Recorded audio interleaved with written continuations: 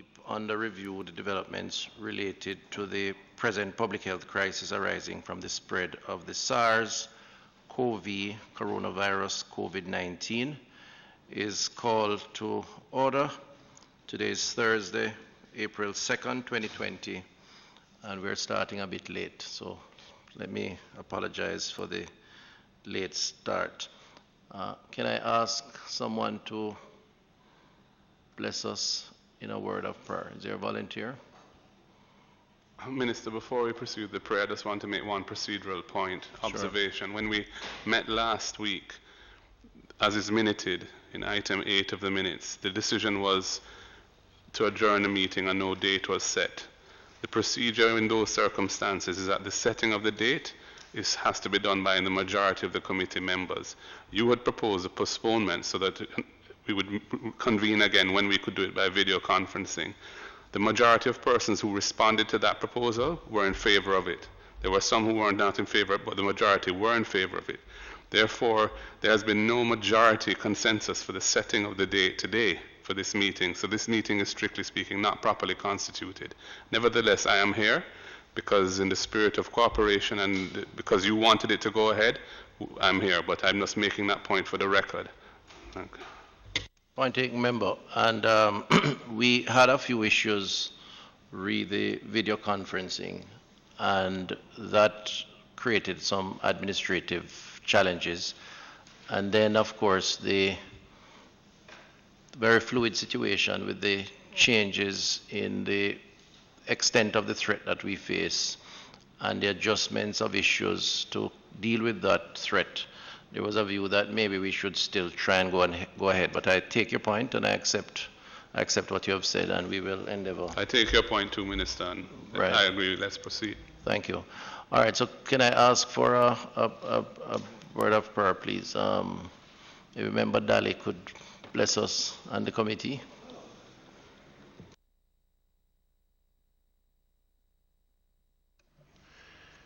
Almighty God, we honor, adore your name.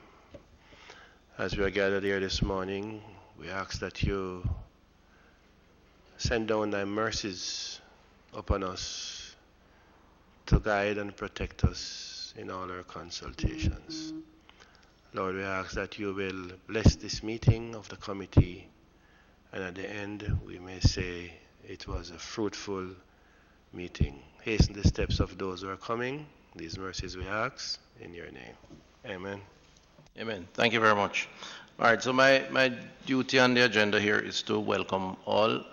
There seems to have been some mix-up also in the notification, because one or two members have said that they did not receive notification of the meeting. So hence some absence, some persons who are absent. Are there any apologies? I can indicate an apology for MP Dalrymple Filbert.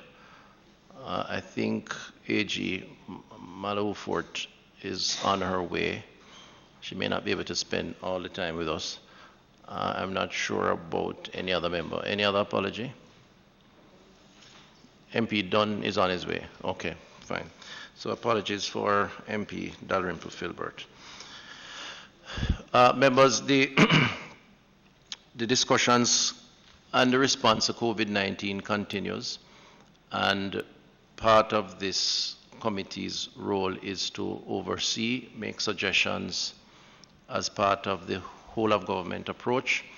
And so I want to welcome you and be brief with the welcome so we can move right into it, because we're off to a late start. So thanks again for being here. So I want to go to item 5, the reading and confirmation of the minutes. Can I take it page by page in terms of confirmation, and then we go matters arising? So page 1, there are any comments on page 1? No? Okay. Page 2.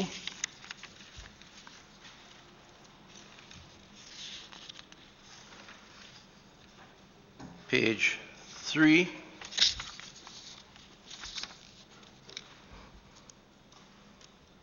Page 4. Mr. Chairman. Yes. As it relates to page 4, I think it's in paragraph 5, the comments attributed to Member Brownberg. What I said, or what I asked, was the thinking behind the policy of self-quarantine, given our history of indiscipline, and whether or not we actually expected individuals to comply. And I know that it is not verbatim, and we're trying to capture the essence, but it is a little bit too sanitized as it is there. What would you rather, what would you? I'd rather, Member Brownberg asked what was the thinking behind the policy for persons to self-quarantine at home, given our history of indiscipline, and whether or not we thought that we would actually have compliance. Okay. Self-quarantine, history of indiscipline. Okay. All right. Is that reflected? The change? All right. Noted. All right, Chair. Yeah. I'm not sure what page, because I'm reading the minutes on my phone. Okay. But there's a comment attributed to me in a paragraph that follows from one that opens Member Malahoo Fort, and then the following one says Member Golding. And there are 3 points made. Page 4, thank you. It's on page 4, Chair. Right, the last paragraph. Yeah. Yes. In the number 2 point there, where it says, asked whether laws were required to be passed or amendments made to existing legislation. It's not to evoke the state of public disaster provision in the Constitution. That wasn't the point that was made. The point that was made was to enable these matters to be the ones that I'd referred to in 1, like, for example, as it were, commandeering a premises or a building for the use of the public health response. So it's really whether laws were required to be passed or amendments made to existing legislation to address the matters referred to in 1. Okay. Can you just phrase it? Yes. In a way that reflects your sentiments? Yes. So delete the words evoke the state of public disaster provision in the Constitution. Delete those words. Right. From evoke to Constitution, replace with the words to give effect to one above, the one being the point that preceded it, to give effect to 1 above. Okay. You have that? Yeah. All right, Member. Thank you for that. Okay, can we move to page 5? Page 6. Page 7. 8. 9. 10. Page 11. 12. 13, 14,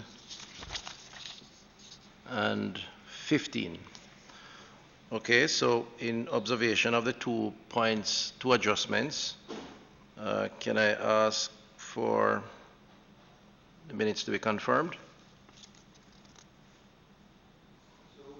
So moved by Member Daly, seconded by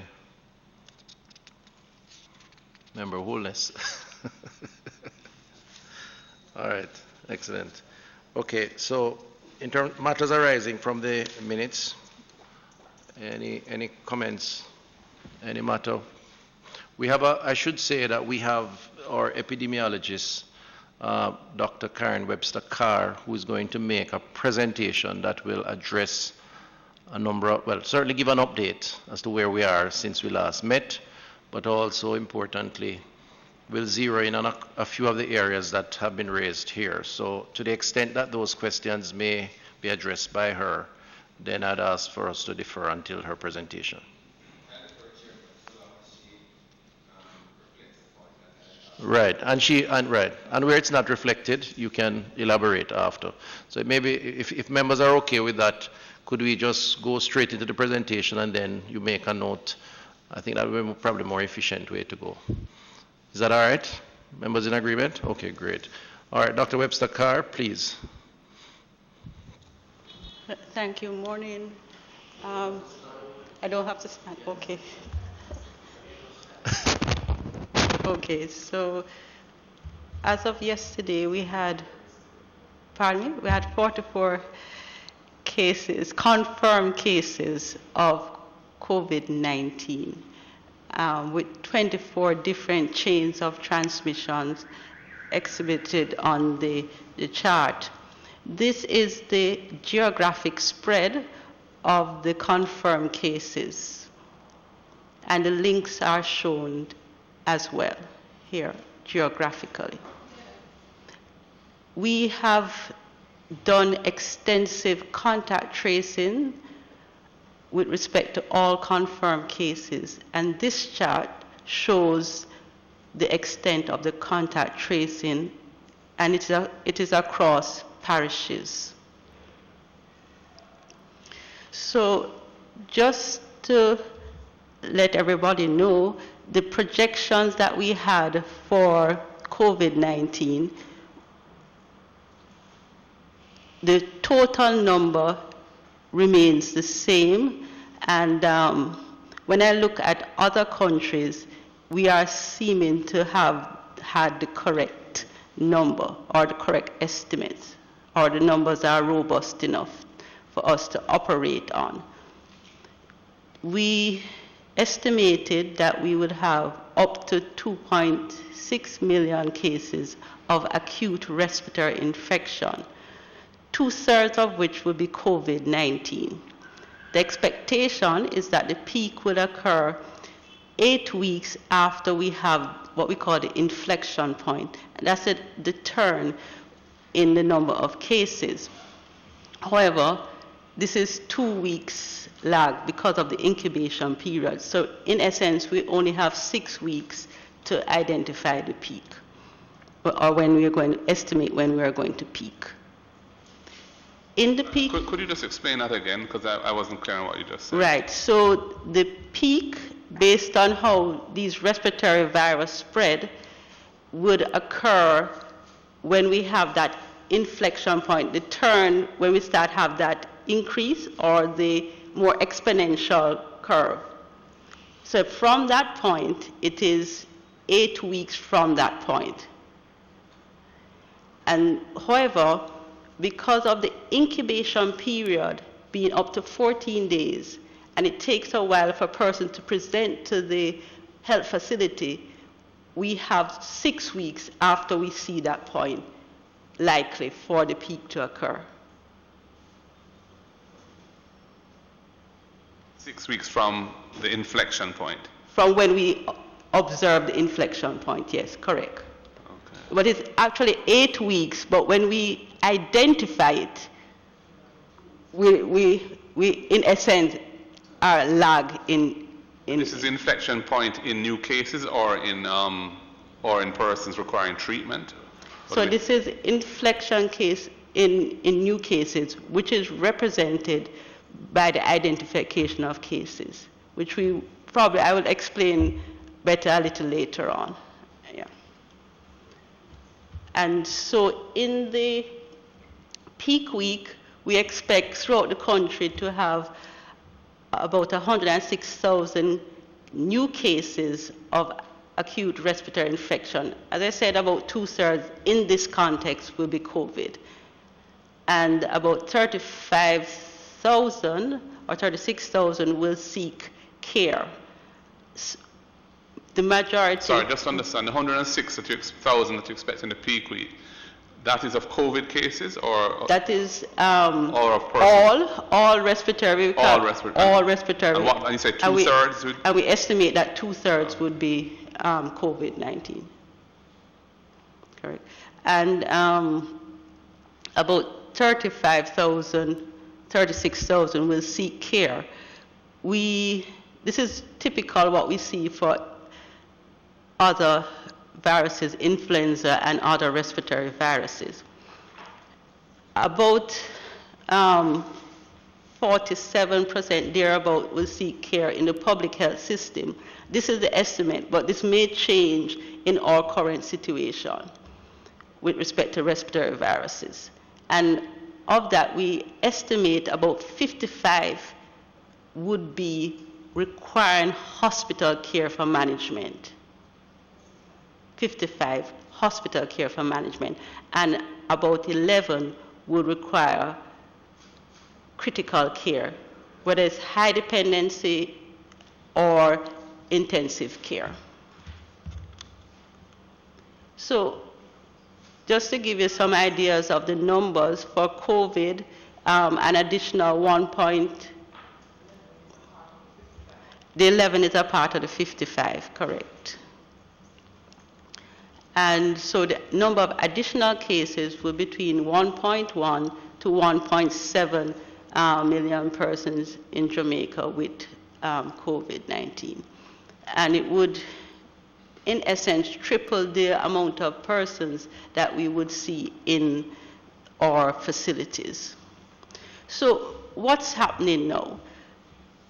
The red line represents the number of cases that we have been seeing. So we have noticed that we are doubling right now about every 8 days. You see, you could hardly see the 8-day curve. It's hugging the 8-day curve, 8-day doubling curve. So this is where we are. So if everything remains the same and we continue to double every 8 days, we estimate that we took this projection from Sunday. If we continue in this way, we would have, at the end of 2 weeks, 126. If we worsen, then into 5 days, probably about 259 at the end of 2 weeks. And if we're doing much better, then 101 in 14 days, if we go to a 10-day doubling. So when would you regard the inflection point as having arrived? What would be the number of cases, or when will we know if there's an inflection point? So it is, you're looking at the slope of the curve slope, which you may not get from this particular graph. This is what we would use for that is we have a surveillance system that looks at 78 sites, and we get information every day reported weekly from those 78 sites. And when we see that inflection point in that graph, as well as the inflection point in severe acute respiratory infection, this will give it, but we may be more delayed in seeing it in this graph. And this doubling is a function of entirely of how much testing you do. In other words, this is of cases that are positive. These are cases of positive. So right now we're doubling every 8 days in cases that are tested positive. Right. So, yeah, so that is correct, but you would have to look at where we would find these cases, where are the likely places of finding these cases, and how we target our testing. So if we are targeted, we'll talk about it a little bit more, and probably hopefully I answer the question then, and then if not, then I can explain it further. So, member, if I may, because I know you're going to be commenting on testing, and I know it's a concern by members. It's like doing a poll sampling. When you do a poll of a population, you take a representation of that population that represents the entire population. And that's how you get percentages that are reflective of public sentiment, for example. So the issue is not so much in the number of tests, even though that's important, because you have to have a critical mass of tests. It's also in the method and the approach based on the targeted groups that you go at. And I think Dr. Webster will explain that more later on as we go ahead. Thank you. So if we continue on this projection of 8-day doubling, and we even just use the confirmed cases, these are the projections. Because the confirmed cases, right now, we know we should be getting at least all the persons who present to hospital for care. So the confirmed cases, if we use the 8-day doubling, we would have additional new, the week that we ended on the 5th, the same the Sunday, we would have 32 new cases. The week that we would end on the 12th, 59, and the 19th, 108. We estimate that about 12 would require hospital management, not just being hospital for isolation, but require hospital management, 12, 22, and 40 respectively. And then of that, 1, 2, and 4 respectively will require critical care. So this is what we project. If we are going at the 8-day doubling, we would require this amount of testing. At 2-day doubling, it is a ridiculously high amount that would need testing. And so the number in the 2-day doubling for the 26 is higher than the total population. Exactly, exactly. And that's the point about targeted sampling, which we will deal with afterwards. I probably should have taken out this 2-day doubling after the 12th.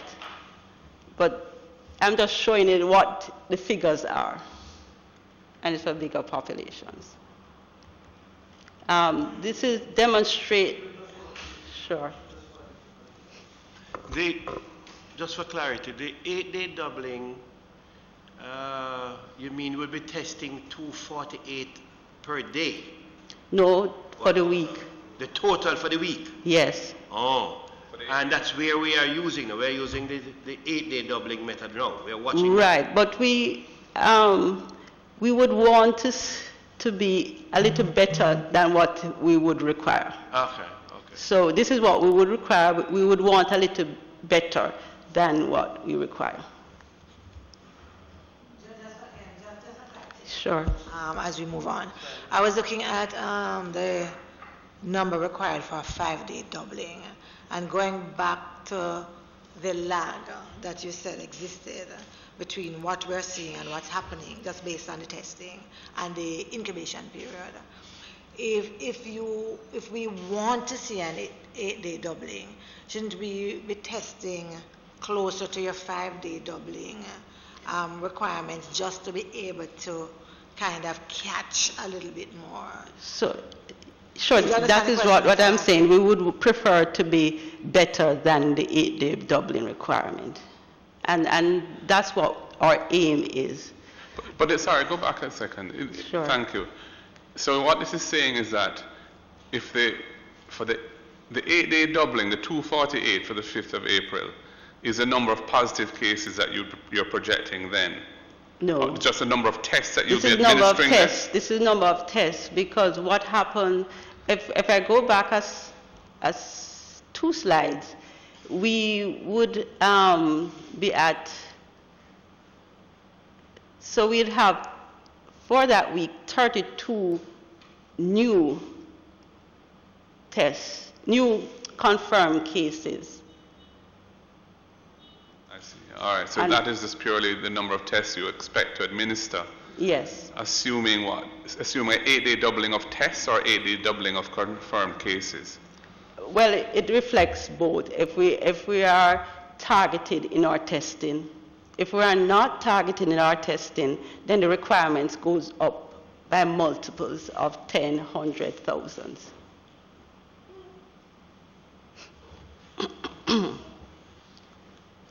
So I think just to say, these are the sentinel sites that we have. We have 78 sentinel sites for influenza-like illnesses.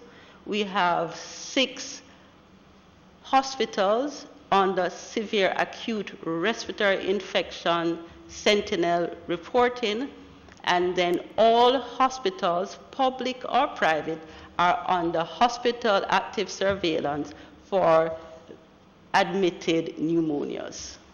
What is the significance of the different colors on the map? So this, okay, I pulled this from our bulletin. This is the report. I think the member, is that the shades of green, it's just reflecting the... Oh no, it's the on-time reporting. I wasn't focusing on the color, I was just focusing on the different shades. Right. So it represents the on-time reporting. All health departments are to report by midday on Tuesday, and if they don't report, then they are not caught on-time reporting, given on-time reporting. So they do report, but it may be after the cutoff time. So dark is on time or light is on time? So dark is on time, okay, and lighter ones are not so on time. They are not on time. Just to say we are part of... Sorry, I just, if I may, the significance of explaining this chart or color-coded map is to indicate the extent, you will, I'm assuming, come back to in explaining the methodology of testing. Right. Because I think, again, I know that there are concerns around how many tests are done and what needs, and it's going to be a conversation piece, I'm sure, after the presentation. I think it's important just to highlight not just numbers, but the relationship between numbers and methodology in order to get an accurate picture of what is happening in the country. And I think it's important to contextualize the explanation, please. Right, so this, what we have here is a whole network of facilities that we get, surveillance sites, hospital active sites that we get data and information from all over the country, and many hospitals, public and private, health centers, public and private. Well, very few medical centers are in there, but it covers the majority of, well, all of the country would be part of the network. Jamaica is part of the global system, and we report. So I mentioned the 78 sites. The recommendation is for 10% sampling of influenza-like illnesses at these 78 sites. And the 6 hospital sites for severe acute respiratory syndrome, the recommendation is 100%. Those recommendations predate the novel coronavirus. Correct. Those relate to influenza. This is influenza. So we have an established influenza system, and so we can, so based on the patterns that we have observed before, we could do our estimates and projection for the coronavirus using the differences. Say the reproductive rate for COVID is 2.5 to 3. So one person on average is spread to 2.5 to 3, while for, say, influenza H1N1, pandemic 09, that has about a 1.5, 1.4 to 1.5 reproductive rate. So we're able to use what the increases that we saw in 2009 to predict what we see for COVID-19. So the testing, who should be tested? And this represents the protocol. So all suspected cases based on the case definition of the time. It changes very rapidly. Since February, we have changed our surveillance protocol 16 times. The case definition changed with change in knowledge about what is happening, right? And so the all suspected cases, these are persons who fit that case definition as a suspected. So all of these are tested. Then all symptomatic contacts of confirmed cases. So you know your contact, whether it's close contact or not, you are tested. And we're looking at the yield from them. If you're symptomatic. If they're symptomatic. So they are the next circle in the bullseye. Then we go a little further with respect to all severe acute respiratory infection, all persons who made it to the hospital because of our respiratory symptoms and required hospitalization. So all of those are being tested in the current protocol. So this is public and private hospital. Previously, we would have done just the 6 hospitals,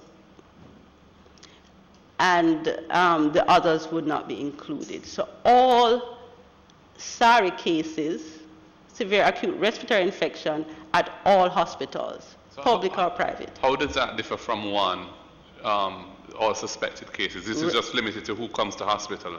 Right. Yeah. So the suspected case definition, as I said, changed. Some, it says, either you present with fever and a respiratory symptom, whether cough or shortness of breath, and you traveled from somewhere that had COVID-19, or you have been in contact with a confirmed case or a probable case of COVID-19. So that would be case definition. Now the SARI case would be as somebody who presents with a fever and a cough and require hospital management to treat their condition. So it's a difference. It's a wider. So SARI case may have no COVID contact as such, but exactly. from their displaying those types of symptoms in hospital, you test them.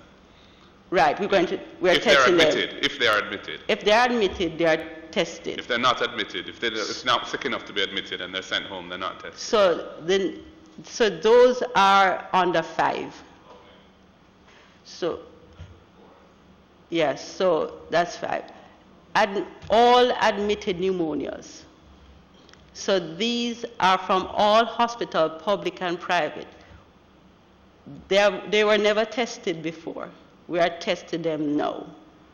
So these, we get on average about 50 per week from all hospitals, public and private, per week. So all of these we expect to be tested.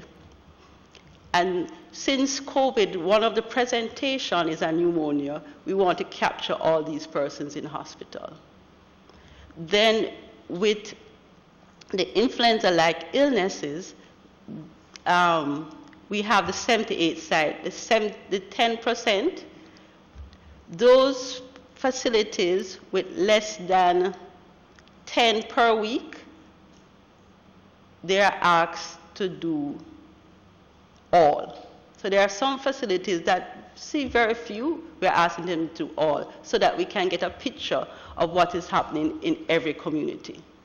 So the 10% that we had before, we are no longer using that.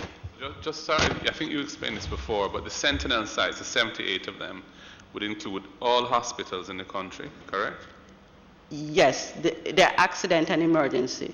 Okay. Those hospitals with accident and emergencies. Okay. What about other health facilities that don't have an A&E? They wouldn't be in the 78? No, they would not. Because you have like Bellevue,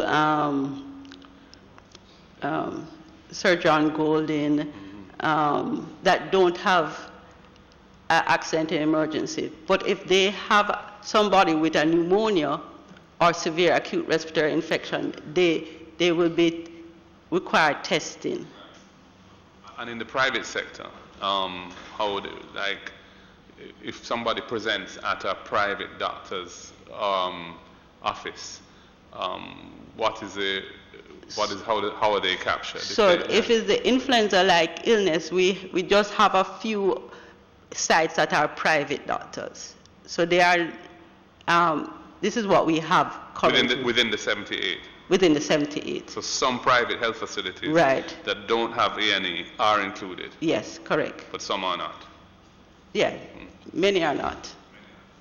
And then just a question, because these are those that show up at these sites. Correct. With, I'm talking about 5 in particular, 5.1.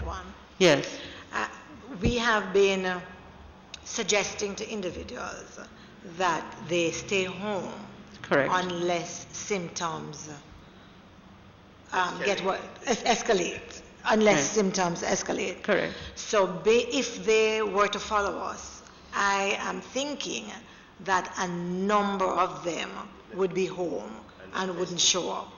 Right. And so the ones that are more likely to show up are those that have gotten progressively worse. Am I correct? You're correct. And so I'm just wondering if there is there value in getting in catching them earlier, where the cases have not escalated to possibly require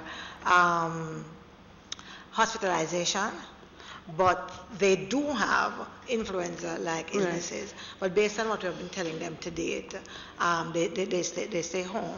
Right. So there's no way, and we have to agree, there's no way we'll get a census. And so we have to use the network to get a pulse of what is happening throughout the country in different communities. And the public health messages need to be that of distancing, physical distancing and isolation. Don't go anywhere where you're sick. We understand that we would want to pull out everybody who is sick. But when you look at it, 106,000 could be sick in a week. We have to balance the public health message with trying to get a census. And I understand that. I'm trying to be reasonable. But let me tell you what is going through my mind. A couple of things. One is a number of individuals, you'll be surprised, call me to say, I feel this way, what should I do? Because I do not believe that individuals are very clear on what to do if they really think that they have the symptoms. No, hold on. Hold on. Yes. I was just wondering if this is the most efficient use of the time, if we should allow the member to complete, and then we go into the comments, questions, through the chair, of course. Because I don't know if it is the most efficient use, but you are the chairman and I'm guided by the chairman. Right. It is something that I feel very strongly about. I'm not suppressing. Extremely strongly about. I'm not suppressing it just based on the questions coming to me. No, I'm not suppressing. I just want the flow of the presentation to reflect what we're trying to do, and then afterwards we'll entertain all of those questions. All right? Please. So, member, just allow the Dr. Webster card to complete. So the next one we have had added all healthcare workers this is for persons who are not contact to a COVID case, a confirmed COVID case. This is healthcare workers who develop influenza-like illnesses. They will self-report and they will be tested. The asymptomatic close contacts, we have added this. When was that added? We have been doing it probably 2 weeks. 2 weeks. And what do you define as a close contact? So Remember, you're breaching the rules that I reminded you about earlier. No, I'm not, because I'm trying to get clarity on this slide. I understand, but we can go back to the slide. I just want her to... How many more slides do you have, Dr. Webster? Very few. Very few. Just allow her to complete, and then you can go back to the slide. Just make a note of it, please. I understand, and everybody will get a chance. Go ahead, Dr. Spokar. So, and then even much less the asymptomatic persons in the general population.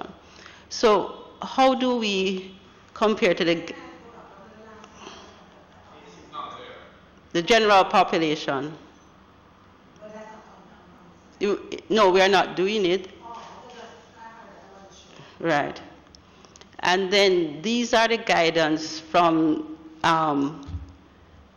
different places, the WHO and CDC. WHO has given 4 points for testing strategies. Yeah, CDC. CDC. Just to say that these are the requirements or requests. So even the one that says, sorry, ILI surveillance, as we report globally, so it will be the 78 and the 6, as mentioned before. So Jamaica has exceeded these testing recommendations, and we commence prior to the recommendations being given by WHO or even the one from CDC. So we are ahead of the testing requirement or the testing recommendations. This is the COVID testing numbers by week. So the week that we're in has not ended yet, and we are actually testing more COVID-related this week already than previous weeks.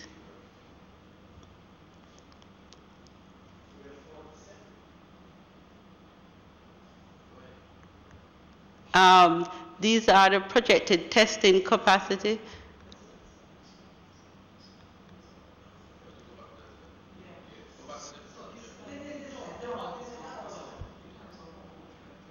This is 47.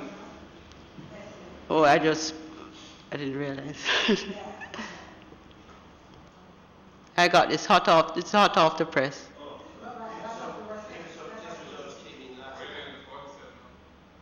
Yeah.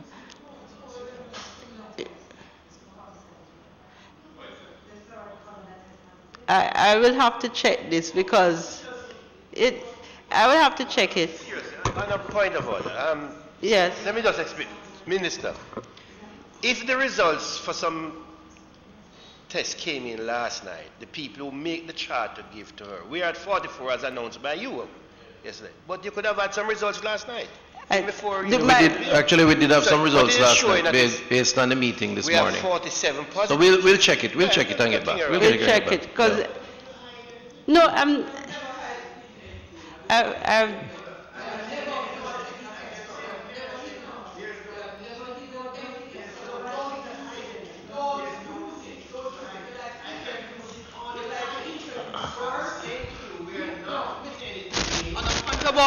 I do not want us to at any point insinuate that we are hiding anything.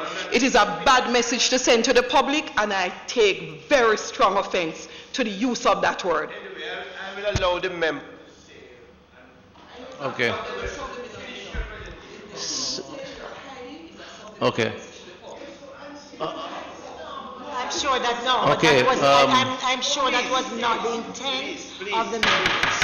No, it's Members, not. members. And don't go into his head to say that. Members,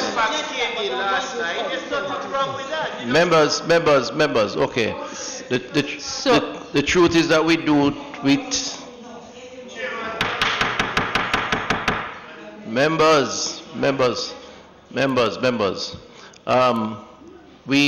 do tests every day, and we get results every day, sometime late at night. It's not an issue. I know that some tests came in last night because the 7 o'clock meeting this morning had some additional results.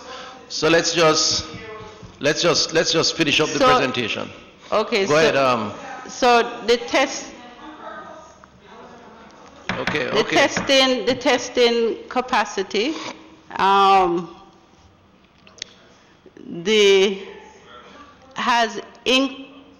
this is the capacity that this is daily capacity.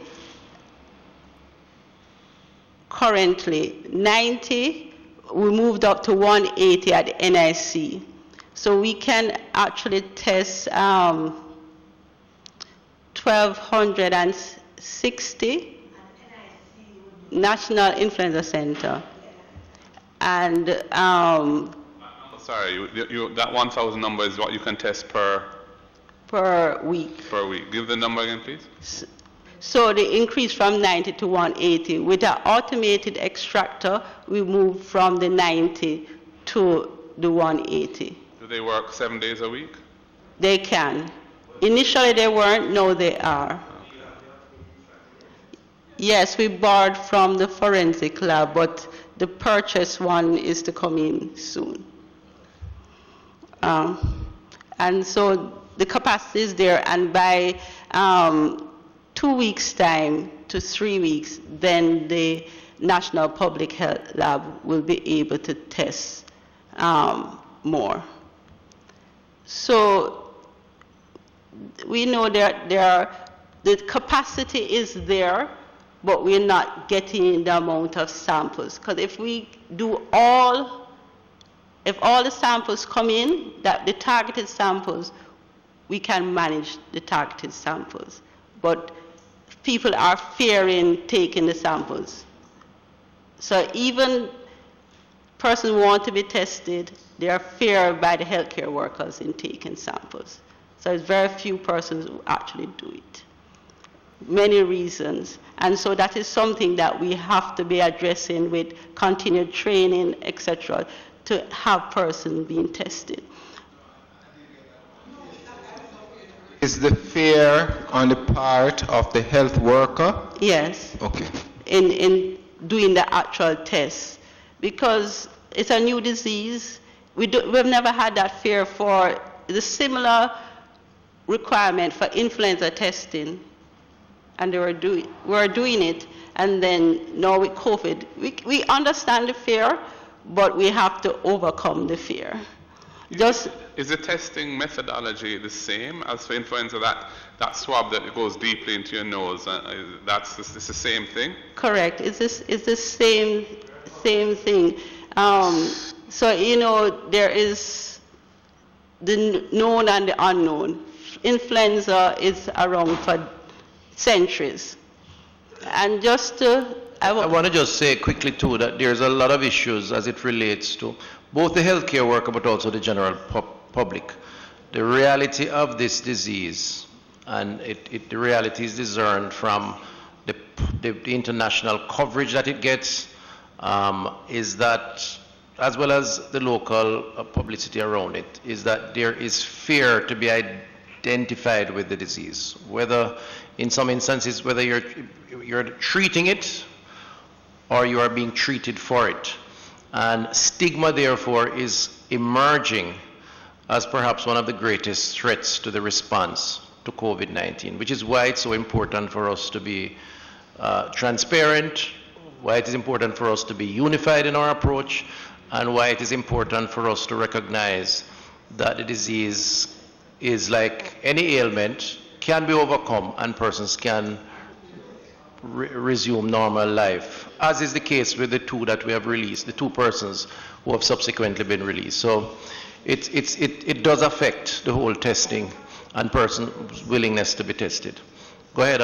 So Doctor, you're saying that you're not getting the samples the testing capacity and protocol and numbers that you want to test, right, is ahead of the actual samples you're receiving because of this fear amongst persons who should be doing the testing. So that's a serious issue. Mm-hmm. That's part of the problem, because we are gone to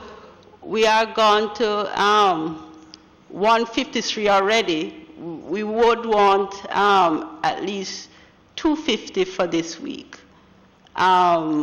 So we're getting them, but not as much as we hoped for. I should say, and I want to just finish her up, but I should say that there are some efforts to expand the outreach around collecting samples also, which we can discuss now. So those are mobile units and enhanced testing at health facilities. So we're looking how we can, if we get volunteers to actually do the testing, a select of persons who will do the volunteering, then we enhance the testing at the health facility. So you're seen at the A&E or at the health center, and you have a group of persons who will do the actual testing, instead of saying every doctor, every nurse who see this person, you are to do the test. So we're looking at that as a methodology to overcome that, as well as the use of mobile units. The capacity?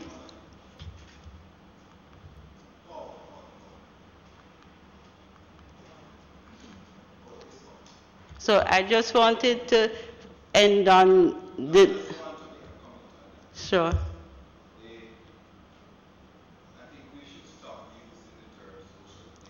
I use physical distancing? Yes.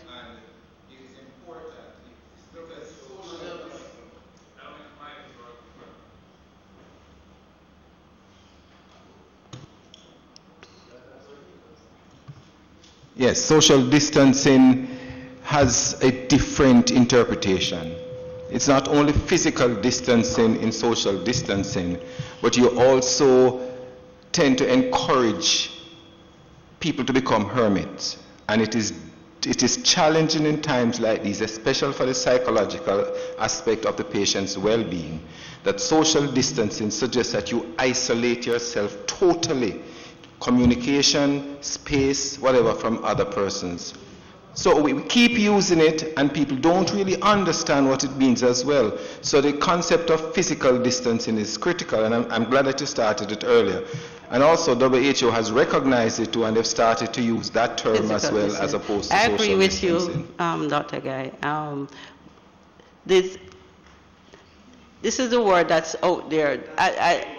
But I agree that we would want to do physical distancing and not social distancing. And we would promote virtual social interactions. So this is from Public Health Agency of Canada, and they have done some maths behind the physical distancing. What it is, keeping about 6 feet from other person, avoid non-essential gathering and crowd, limit contact with those at higher risk, work from home whenever possible, that's the action, greet with a wave, not a handshake or a hug, avoid going out except for essential. So these are the recommendations.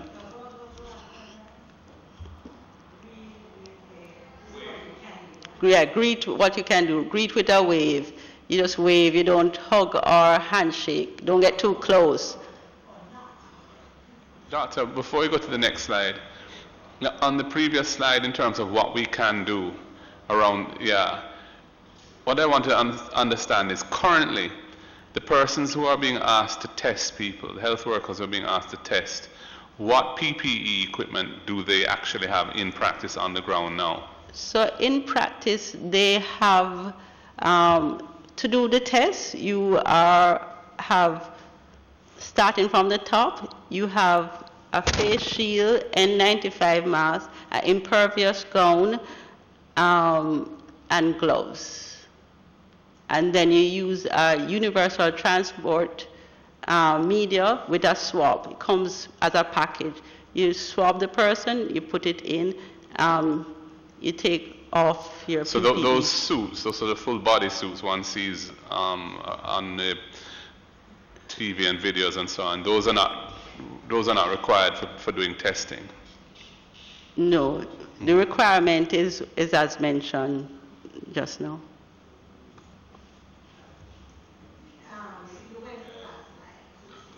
You went to the last slide. Are you done with that? I mean, oh no, you have one more to do? Yes, so just to say, each person that is ill with COVID-19 is likely to spread to 2.5 persons, as mentioned earlier, 2.5 to 3 on average. The median age or average age for the incubation period for COVID-19 is 5 days. And if we do nothing, no social or physical distances, then one person who is infected may infect 406 persons in 30 days. If we achieve 50% coverage, then that number goes to 15, and if we do 75%, that goes to 2.5 persons in 30 days. And the importance of the public health message, that's what I want to bring out, of keeping the distance is critical to ensure that we go at a pace that our system can manage. That's it? I think that's it, right? Okay.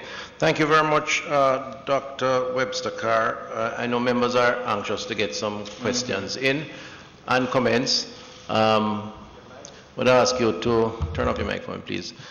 Keep the comments short and the questions brief. Thank you very much. I'm going to begin with member Guy, and then I go to member Daly. Thank you very much, Chairman.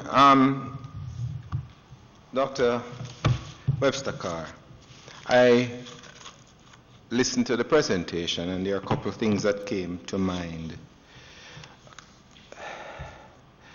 We understand the protocols keep changing and all the rest of it, but I got the distinct impression that testing was a function of capacity.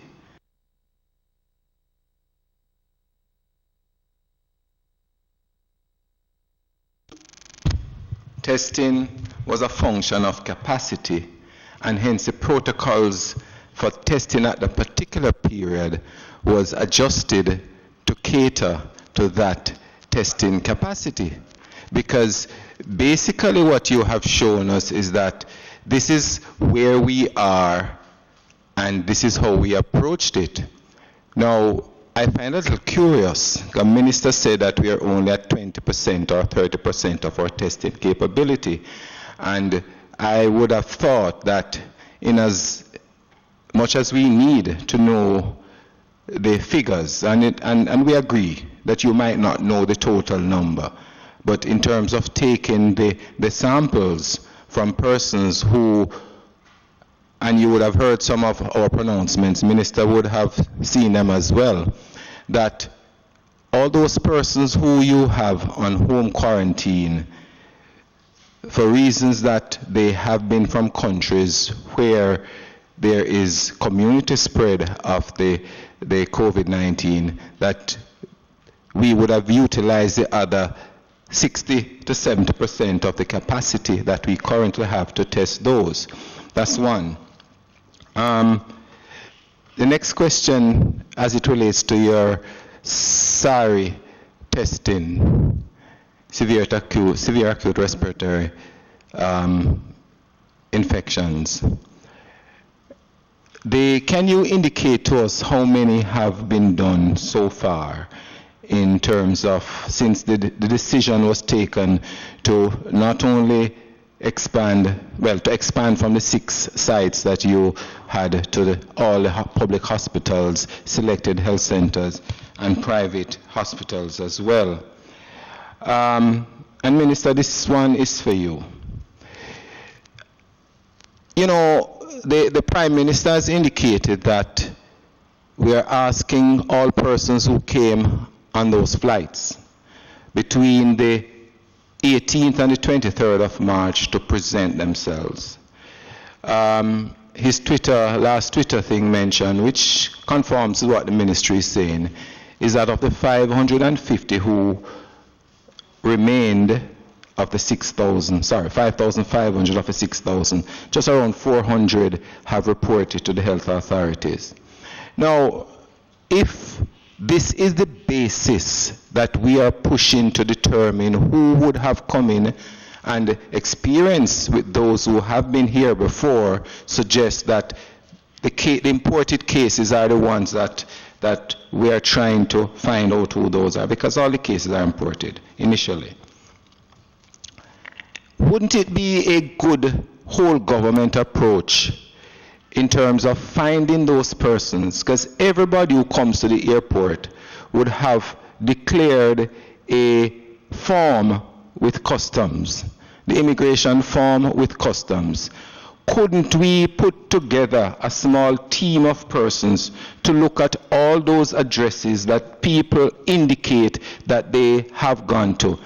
5 or 10% of them might not necessarily put the right address, but you factor that into it. And we, instead of appealing to these people to come forward, because they're not going to do, we invoke a position where we have, whether it is the police, the army, or a special corps of persons going and looking for these persons.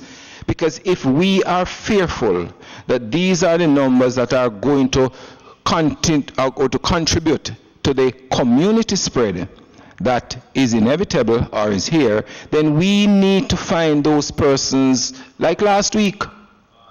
Fast, so it is a recommendation I'm making. It is something that is not too late, and it's something that would put less burden on the health system if we can accommodate those. Thank you, member. Okay, I'm going to ask you to take the first one, and I'll take the third. And okay, thank you. So the testing in home quarantine are those persons who we follow up. So if they become symptomatic, they were tested. The self-quarantine is a little different. So those would have been tested if they became symptomatic. If they were asymptomatic, even if we test them and they test negative, they would have to continue the home quarantine. So it would not necessarily change the intervention.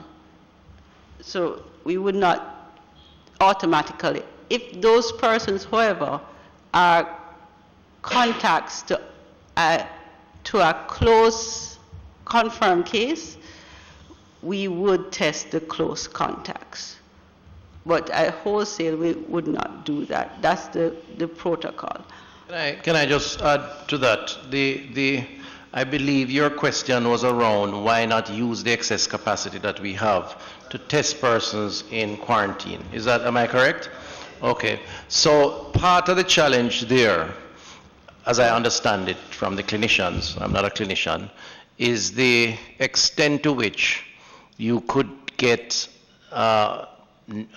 positive negatives and vice versa when the patient or the individual, to be more specific, is asymptomatic. So it's a function of whether you're symptomatic or asymptomatic. The virus shows up in tests when you are symptomatic, although the discussion now taking place is that you could be transmitting when you're not.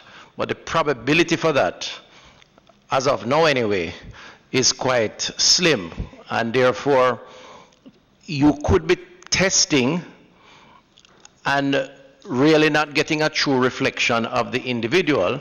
Since you already have them in quarantine and are monitoring them, if they become symptomatic, then you have ample opportunity to test without any fear that they are spreading the virus to anyone else. And that, I think, is the kind of rationale around the protocol, if I'm not mistaken. But Chairman, I disagree with that, I mean, that may be your view and what you have been advised by the eminent group of scientists you have around you. The truth is that we have been getting more recent data which suggests that 25% of persons who are tested with no infections at all, no symptoms at all, have tested positive. And this is causing a spread among communities because these persons feel that nothing is wrong with them. And even though they are supposed to be, for example, those you have in home quarantine, we know, and this is part of the reason why you are also asking these persons, reinforced by the public measures, to stay home, that they are not staying home.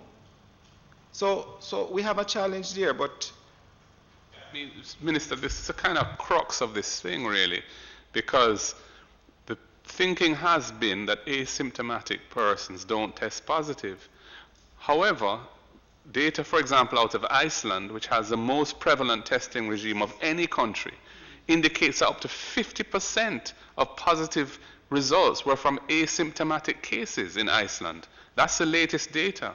That came out yesterday, or I received it yesterday. I don't know when it came out.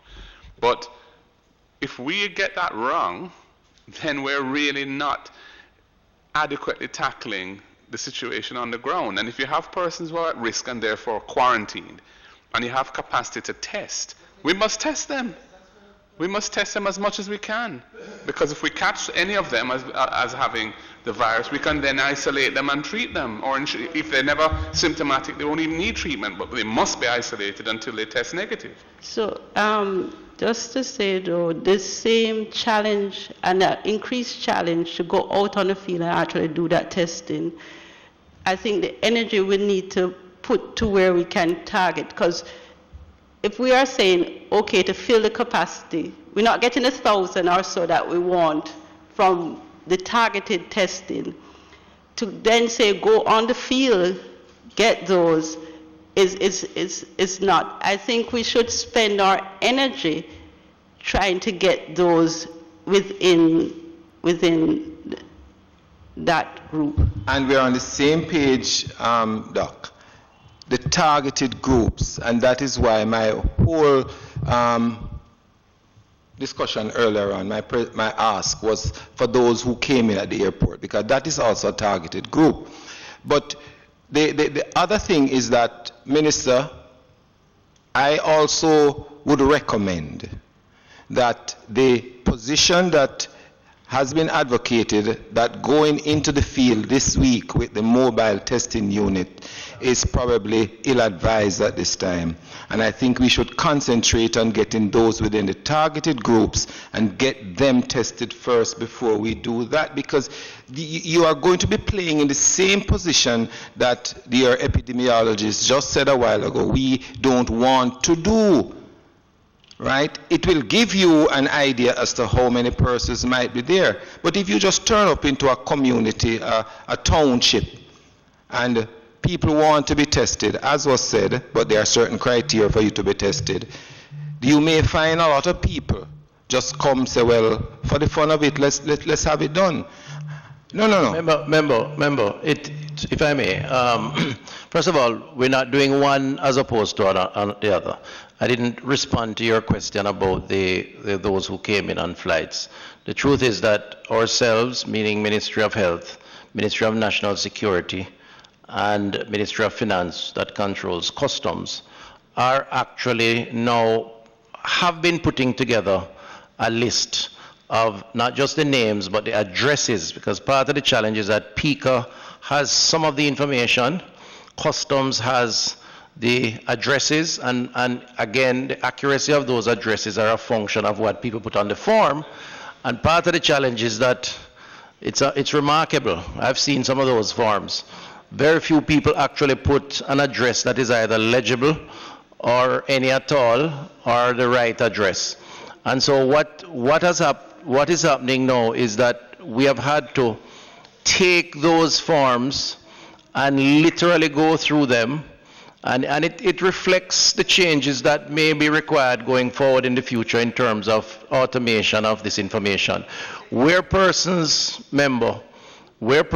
use the electronic filing, because there is now a provision for you to send in your information electronically at customs.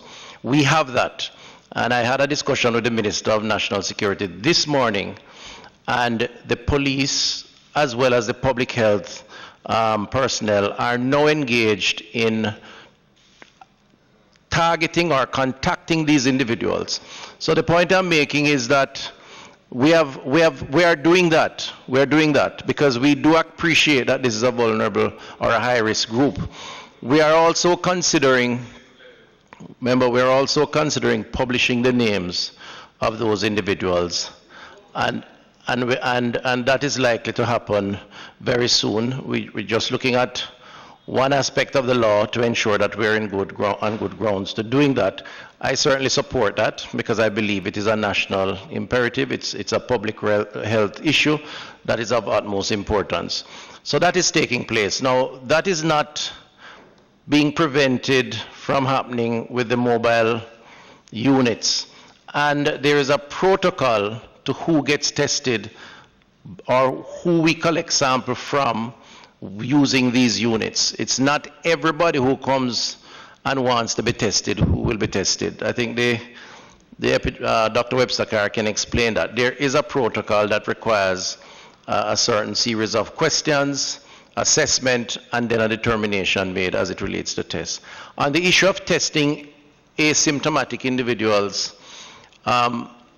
again, there are mixed views on it, but I am prepared as minister with responsibility for the portfolio to take that information back to the experts, the clinicians, to be guided by our PAHO WHO reps who have been involved in this process and a lot of the protocols that we have established so that a conversation can be had around that because the situation is fluid. There are lots of new discoveries as we go along, and it's something that I'm very open to having a conversation around. But certainly, Minister, if you have testing capacity, if you have enough tests available, and you have persons who are targeted or ought to be tested because they're a higher risk of contagion, then even if they're asymptomatic, we must test them if we have the capacity. Remember, the challenge, the response that the clinicians give, and I don't want to labor the point too much, but the response that the clinicians give, and I can only take advice from those who are experts in the field, is that the risk of testing someone who has the virus that is not showing up and getting a negative test and then allowing that person to go around thinking everything is well becomes a major issue because that person ends up spreading the virus because they had a negative test which was not able to show up because of the thing. So it works both ways. It works both ways, and that's the challenge that we are trying to address, and we have to be guided by the clinicians as it relates to that. Can I move on to the next? So there's one answer that... which one was that now? The number of SARI cases. Oh, the number of SARI cases, So, right. And then I'll come on to go to you then, Member Daly. So I do have a mixture of SARI and influenza-like, and that is 65.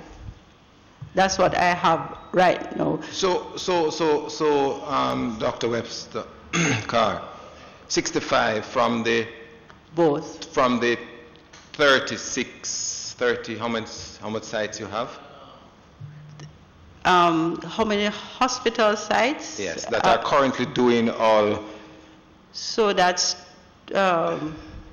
it was 6 initially, then it's all 6. hospitals When I think now. of all hospitals, all the public hospitals reach about 24. And then you would add the private, which is probably another 6. So that's about 30. About 30. So it's 63 over a 2-week period. 65 over 2 weeks. I have not gotten any results for this week, sorry, And, at ILI yet. and can I ask a question? Because I raised it to the minister before that. There are concerns that some of the SARI cases, when they come in, are not tested because central EPI determines that some of these samples don't meet up to the criteria. And doctors who are out there in the field are a little despondent that the tests come, but they are discarded and no results come back to them out there in the field. So central EPI will be me. So initially the suspected cases did not, a SARI case would not be as suspected. So if you are not at the 6 sites, you would not have been considered as suspected. 3 weeks ago, that protocol changed. Okay, so we are assured now that all the samples that come in from these 30 plus sites and they are diagnosed in the field as SARIs, that they'll be tested. They will be tested. Okay. Yes, member, go ahead. Thank you very much, Dr. Webb. Could you bring up back the test because this is, as you notice, the questions from the members, the test protocol page. A number of things worry me, because I think we have to admit now that there is local transmission taking place. So there has been local transmission since you had from one person to the next. Okay. And I would agree that, so there are just 4 levels. No cases, sporadic cases, which we went to on the 10th of March, and then you have clustering of cases, which we went to around the 14th, 15th of March. Which is local transmission. Local transmission, and for the most part, you can identify the chains of transmission. You may have a few that you can't identify the chains of transmission. When you cannot identify the chains of transmission, then you go into community transmission, which is going to happen. It's inevitable. But I'm agreeing with you. I'm agreeing with you. There will be community transmission, and we have to because that is when we are going to all the mapping and trajectory that you have put out, and which is guided by everybody else do the same thing. All the countries do the same thing you do. If we reach this is how many persons will need hospitalization, and so on and so forth. But what concerns me is the fact that you said you're not getting samples, people not coming in, can't get people, you said the same thing in many different ways, can't get people to be tested, etc., etc. And it worries me now. And I'm going to ask the question, like Corn Peace in Clarendon, Bull Bay was under quarantine. How many persons were tested in Bull Bay? And how many persons are currently being tested in Corn Peace? I'm just saying, if you have capacity, because when the first week came out, one of the concerns we have, like most other countries, was we didn't have the capacity at the time to test. I gather from the ministry, somebody else said we had 3,000 kits or something, or whatever, 7,000, no, we're up. So what's... Member? No, I'm just, I'm just going to finish. At one point, the minister, we had about 3,000 capacity, could test about 3,000 kits, test kits. But at the same time, your testing protocol, even though change, and changing again about mobile in plazas and going out into the town centers to test and so on. But you're still having problem in testing even those in the communities in quarantine. And you're still not getting the samples. Member, just tell me. Can I want us to be careful with words, and we all have to be at points in time. Yeah. I don't think there's any mention of the fact that we are having difficulties testing persons who are in quarantine or in the quarantine communities. That was not said, so it's important that the record be accurately reflected of what was said.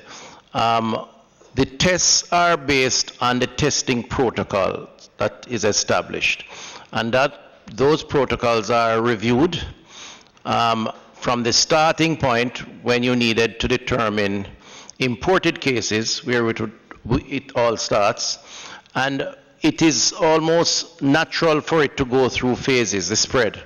And where we are now are clustering, then we anticipate community spread. And I think we have been on record of saying that community spread is going to be the next phase, and as it is in all countries. So the question is whether or not we are adequately prepared to dealing with community spread, which is what we're trying to do, which is the hospital upgrades, the ventilators, and so on. Testing is a critical part of that, which is why the adjustments as we go along in testing are taking place. So I just want to make that for the record, and to clear up this perception that we can't test because we can't find people to test. It is guided by the protocol for testing. Several members have suggested this. I heard from several members. If you have capacity and you have 6 categories of persons, of individuals who should be tested, why can't you, for example, those persons who call you and say, I am having a fever, I am coughing, I'm at home, the reply from the health professionals is stay home. But they are not tested. Why not go and test that person? I have a situation right now in Clarendon where the young lady calls the health team and says, I am feeling sick, I am coughing, I have a fever, I'm short of breath. They said, take some DPH and stay in. Very good advice. Don't go out. And she didn't go out. But why not go test her? Oh, you mean that I was supposed to work? The point I'm saying that if you have the capacity. Now I'd like Dr. Webster to answer. Let Dr. Webster reply. But I will say it has not been the experience for me. No, I'm talking about a different experience. As an MP, what I have found happening in my constituency, when the persons call, and many of them will end up calling the councillor as well as calling the health facility, and they will call as the MP to say, look, I'm not feeling well, and they give you whatever symptoms they have. And usually we back up with a note to the health facility to say we have a case of somebody either coughing, have a high fever, whatever is the case. The following day, the van arrives in the community to come and do testing at the worst case. So depending on what time of the day, sometimes we get the call in the night. If somebody says, look, we're really, really feeling bad. Oh, that happens to you. They come. Oh. But I don't. But maybe you're treated differently. For the persons. No, not at all. And I really, really would love for you to stop to make those statements. But that's not the case with this lady. Unless you would want me to draw to intent. No, this is not the case. So Mr. Daly, as their representative. Chairman, could you protect me from? Let me finish. Chairman, let me finish. No, he did help. One second. No, I didn't finish. I'm saying, the lady I spoke of, the young lady, is not from my constituency. But the lady called the public health team, and I wouldn't go and say to what level have I indicated about this case. But if you have the capacity to test, why not go and test her? You know, anecdotes don't prove general points, right? And I hear you on the anecdotal scenario, which one could look at in a very specific way. But I don't think you should draw a conclusion from an anecdote or one experience. The truth is, too, that we have to be careful that we do not second guess, even though we are well entitled to query and to probe, the clinical guidelines, which, as the presenter outlined, were in keeping with WHO and indeed CDC guidelines, and the fact that we have actually surpassed those guidelines by being more rigid. Testing every single person in the country who feels that they have a symptom or have a symptom is not, it sounds good, but it can't be the request or the requirement or the guidelines. This is not a census.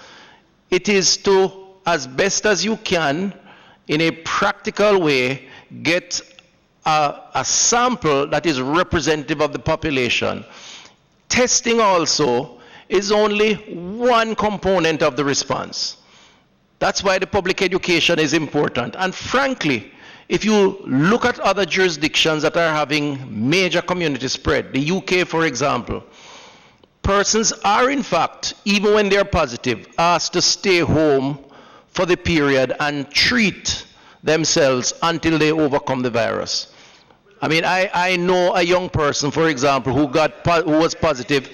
But the clinical guidelines around whether someone is positive or not is not just a function of testing, it's a function of symptoms that are shown. And as the virus spreads, as you get community spread, a lot of persons are going to be treated. No, member, it's important that we do not send a signal to the public that every single Jamaican who thinks they need to be tested should be tested, because that would be, I'm not saying that. That's would be an unrealistic expectation. Chairman, I have not said so. That's not what I'm saying. Runs the risk of sending the country into panic, which we're trying to avoid. I'm not trying to send the country into panic. So I beg you, please. No, I'm not doing that. Okay. I'm asking you the question. Let me put it this way now. Have we tested all the persons in isolation or all the persons who are being quarantined right now? Have we done that? Let me repeat the question so everybody understands it clearly. All the persons who we have put in isolation and all the persons who are in home quarantine, have we tested all of them? So all persons in isolation has been tested. All persons in community quarantine, not community, all persons in facility quarantine has been tested. GOJ, all persons that were placed in home quarantine as because they were contacts to current cases have been tested. And this is why we have the figures we have. So those persons have been tested in home quarantine. Does that include the nurses at a particular hospital who had come into contact with a positive case and have been quarantined? So all persons in that sort of quarantine. I'm not sure of who you're speaking of, and I would have to go back to check that. No, and I understand that. I can find out afterwards, but who I'm aware of are the persons related to persons in communities and those in government facilities at this time. So I would not respond to you. And just to be clear, the issue of home quarantine, again, it's an impractical suggestion to get all persons at home. But the truth is, we recommend all persons with a travel history from a country that has community spread to home quarantine for 14 days. Self-quarantine. Well, home quarantine, self-quarantine. The truth is, we don't anticipate or expect that most of them will be contaminated with the virus, but out of an abundance of caution, given their travel history, they're asked to do this. What therefore is required is for that kind of self-discipline and personal responsibility to take effect, which is fundamental to controlling the virus. And we have to project that message to the population that the only way to overcome this virus is not that the government is going to have all the solution. It is in prevention, not in cure, even while we put the curative measures in place, which is why we do the modeling, which shows that of the 1.5 to 1.7 million that may be affected or infected, half of them, or more than half, only 400,000 will present. The rest of them are going to take their cough medicine or their multi-symptoms, go to bed, drink some orange juice, recover, and reintegrate. And we have to project that message. And this idea that everybody should be tested or most persons should be tested is not only unrealistic, it borders on being irresponsible, and we have to be very careful how we telecast that message. Yes, it is. No, Chairman, no, you take by that. Take by that. It's not WHO and CDC and everybody else who is in this fight recommend test. But don't feel it is irresponsible. Don't say that. Don't let the country feel that to test people who have the symptoms or as many persons as possible is irresponsible. Member, don't say that. All I'm saying. In fact, you should correct yourself. Member, all I'm saying you should is correct that yourself, Minister of Health and Chairman. Member, all I'm saying, with due respect. Why are you doubling your capacity if it is irresponsible? With due respect, is that testing has to be guided by certain principles. And we are so guided. It's not that we are under testing and knowingly are doing so, recognizing the risks that are involved in that. It is based on the protocols that have been established, based on the recommendations that we have, and that includes expanding it over time, and that's what we're doing. That's all I'm saying. Okay, I'm going to ask Member Holness to just ask her question. To make sure that there is sufficient clarity and to ensure that residents of our country have a very good appreciation as to when they are in some level of difficulty that requires that they call in a health professional to do the testing for them. I would like to find out, which I suspect is the question being asked, but not very clearly, at what stage, is there a stage in terms of the symptoms that you are experiencing that triggers my needing to have somebody, even if they told me to stay at home before, come to my home, get me or allow me to do the test? What I've been doing so far for persons who call me, if you're having a high fever, if you're having a dry throat, if you are having difficulty breathing, immediately I say, okay, you need to get somebody to come and test you. Are there symptoms that we can say to persons, once you're experiencing this, you are at a stage that you must be tested now? The first question. Dr. Websakar. Thanks. So if you are not getting better or you're getting worse, you really should call for management, not necessarily for testing. And then an assessment will be made. One of the lines, and I would say also your private doctor as well, because they know you and probably can get quicker access for your care than calling a general line. And so if you are worsening or you have shortness of breath, then you should have seek management. And then you will be tested based on the protocol. What is the ability of the government, not the private doctor?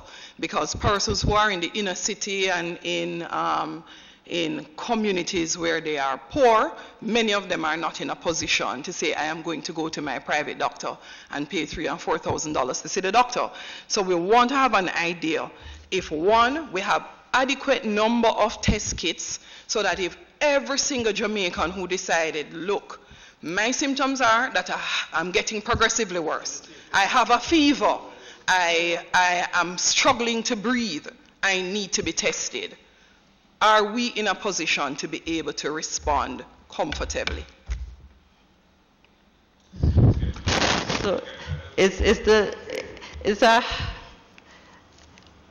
you have shortness of breath, it's likely that you are severe acute respiratory infection, and you will be admitted for treatment, at least being seen at the accident and emergency.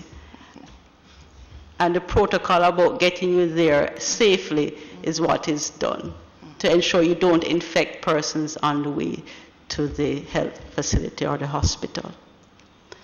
Okay, and my next question concerns persons just being a little bit more comfortable, particularly myself, in terms of the number of ventilators we have in Jamaica. So when you did the presentation that says approximately 55 persons in peak would present as critical, 11 of them literally needing to go into the ICU. I did a quick maths, about 44 persons would not be needing to get into the ICU. I think we have somewhere close to about 40 ventilators in the country at this time. So in our peak period, I would love to figure out if we're comfortable that one, we would have adequate number of ventilators, and two, I wanted the public to have an appreciation of how long it would take for us to train train the necessary health officials who would be able to use those ventilators. Because I think there is two arguments to be made. One is ventilator, but one is how long it takes to train the additional persons if it came to a place where we really needed to be ramping up a lot more because of community spread.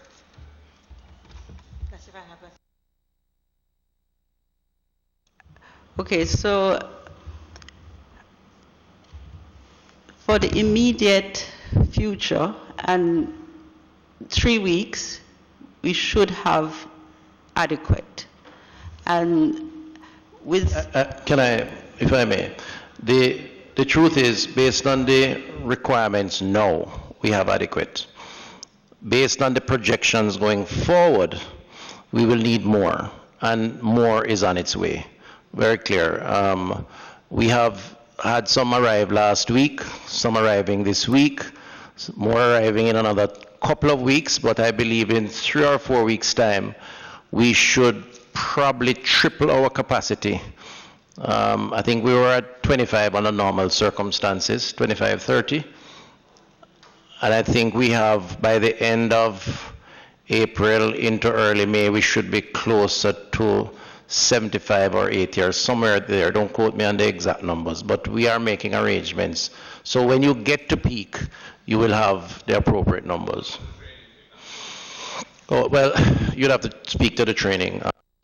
The persons are trained already, so it's a matter of having the ventilators in place to manage. So persons are trained. Is the adequacy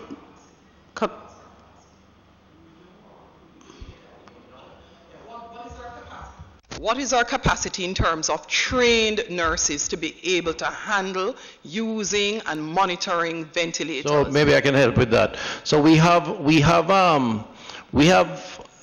adequate capacity currently, but you will recall, member, or you may have seen, where we brought in 140 Cuban nurses and doctors. They are now in quarantine to be released, or release may not be a good word, but to have access to the public health system by this weekend, Saturday, and that would give us adequate capacity in terms of personnel, assuming the model plays out the way we anticipate it playing out, so that they would complement our existing cadre of public health workers. I wasn't sure whether the next question was from Madam Burke or you have another question, or just go ahead with your last question. Last question, and this may require some help from the minister. Yesterday it came to my attention that persons were suggesting that we let out the prison population of persons who were in because of nonviolent crime. Due to their fear of the virus being in the prisons or other penal institutions, particularly some who even had children in the facilities, so that they would be temporarily out, and I'm not so sure how we would get them back in when the temporary period is over. I want to find out, do we also have, in terms of our medical protocols, and arrangement to properly take care of the persons in our prison and other penal facilities, because we have to be equally concerned about them. Okay, I'll start, but there is a system for the movement and testing as required from the institutions. So if they are sick, the system already exists for referrals as needed. And some persons have been tested already. At least one has been tested from the prison. Do we have any positive cases in the prison at No. all? None. No. Thank you. Member Burke and Brown Burke, and then Member Golden. Mr. Chairman, the first thing I want to say is that I am trying not to be resentful of the attitude I sometimes get in this meeting. So, for example, when Member Daly spoke about his situation, I didn't like how that was handled, and I want to just place that on the table. No, I did not. Yeah, no, I want to put it on the table. No, because I don't believe that there is anyone here who is a bulldog. Who is a bulldog? No, there's nobody here. Every single one of us here, we are here because we have a concern for Jamaicans and because we also have family members who are at risk. So let us put it there. The fact that the presentation even speaks about fear among some of our healthcare workers. We know it is there in the general population. Where I come from, in adult education, we say that belief drives behavior. Yes, belief drives behavior. And it is something that I had spoken about last time too, about the public education and just how we continue to roll that out. So I have some things that I want to talk about that. So one is, are we clear? Do we have any idea from, and if you go back to that slide, the one about the barriers, and so that we can have a better understanding as to what really are the fears or concerns what are the concerns driving those fears and how do we deal with them? Because what we cannot say is that it is because they just don't want to, or because, but rather we identify the fears, we identify the concerns, and we deal with them, and that is how we end up changing behavior. You're not going to be able to lick them over their head and say, we're doing a good job, so just come with me. That is not going to work. So it said confidence in using PPEs. Is that a lack of confidence? Is that what is really meant there? Is it that more practices? I mean, what exactly is meant there? So it's lack of confidence and mixed with fear, because if you're fearful of getting COVID-19, that's their fear. You question every time you have to execute, say, a test or to treat a patient. So what I know about changing behavior is that if it is, it requires understanding why the fear exists. What is it that they fear? Is it that they are not sure that this can protect them? Is it that they don't have confidence in themselves in using it? I don't know if you understand what I'm saying. And I'm not sure if I have clearly that we have identified what are those things driving it in a way to begin to take it, to remove it, to educate and inform in a way to lessen that fear. And I want to link that back to, because we haven't spoken about it, about this idea of masks and how to address them. And I remember in dealing with HIV and AIDS that one of the biggest things we did in terms of getting rid of stigma is to use a universal approach, right? Which is to approach everyone as if they have it. And if you do that, no, that's what we did, wasn't it? And if you do that, then you begin to take away that stigma. So, for example, I would want to know that the only persons who wear a mask outside are those who are either sick or those who are treating, because that can only reinforce the stigma. I believe, and I understand the other issues around availability and numbers and around the other public education about how you actually put it on, how you take it off, and what it can and what it cannot do. And I believe that fear, in terms of the amount of public education that is required, should not be the reason why we don't implement certain things. Right? And so if I go back and I'm looking at both the barriers that we are seeing and bringing in the idea of the mask and this discussion that is out there now about should there be a more universal approach to wearing it. Understanding, that the mask does not invalidate or does not remove the need for all of the other measures that we have been talking about, and that the mask is not a cure, but understanding exactly what it does. Because if it doesn't help, then there's no reason for persons who are treating those who are sick to wear it.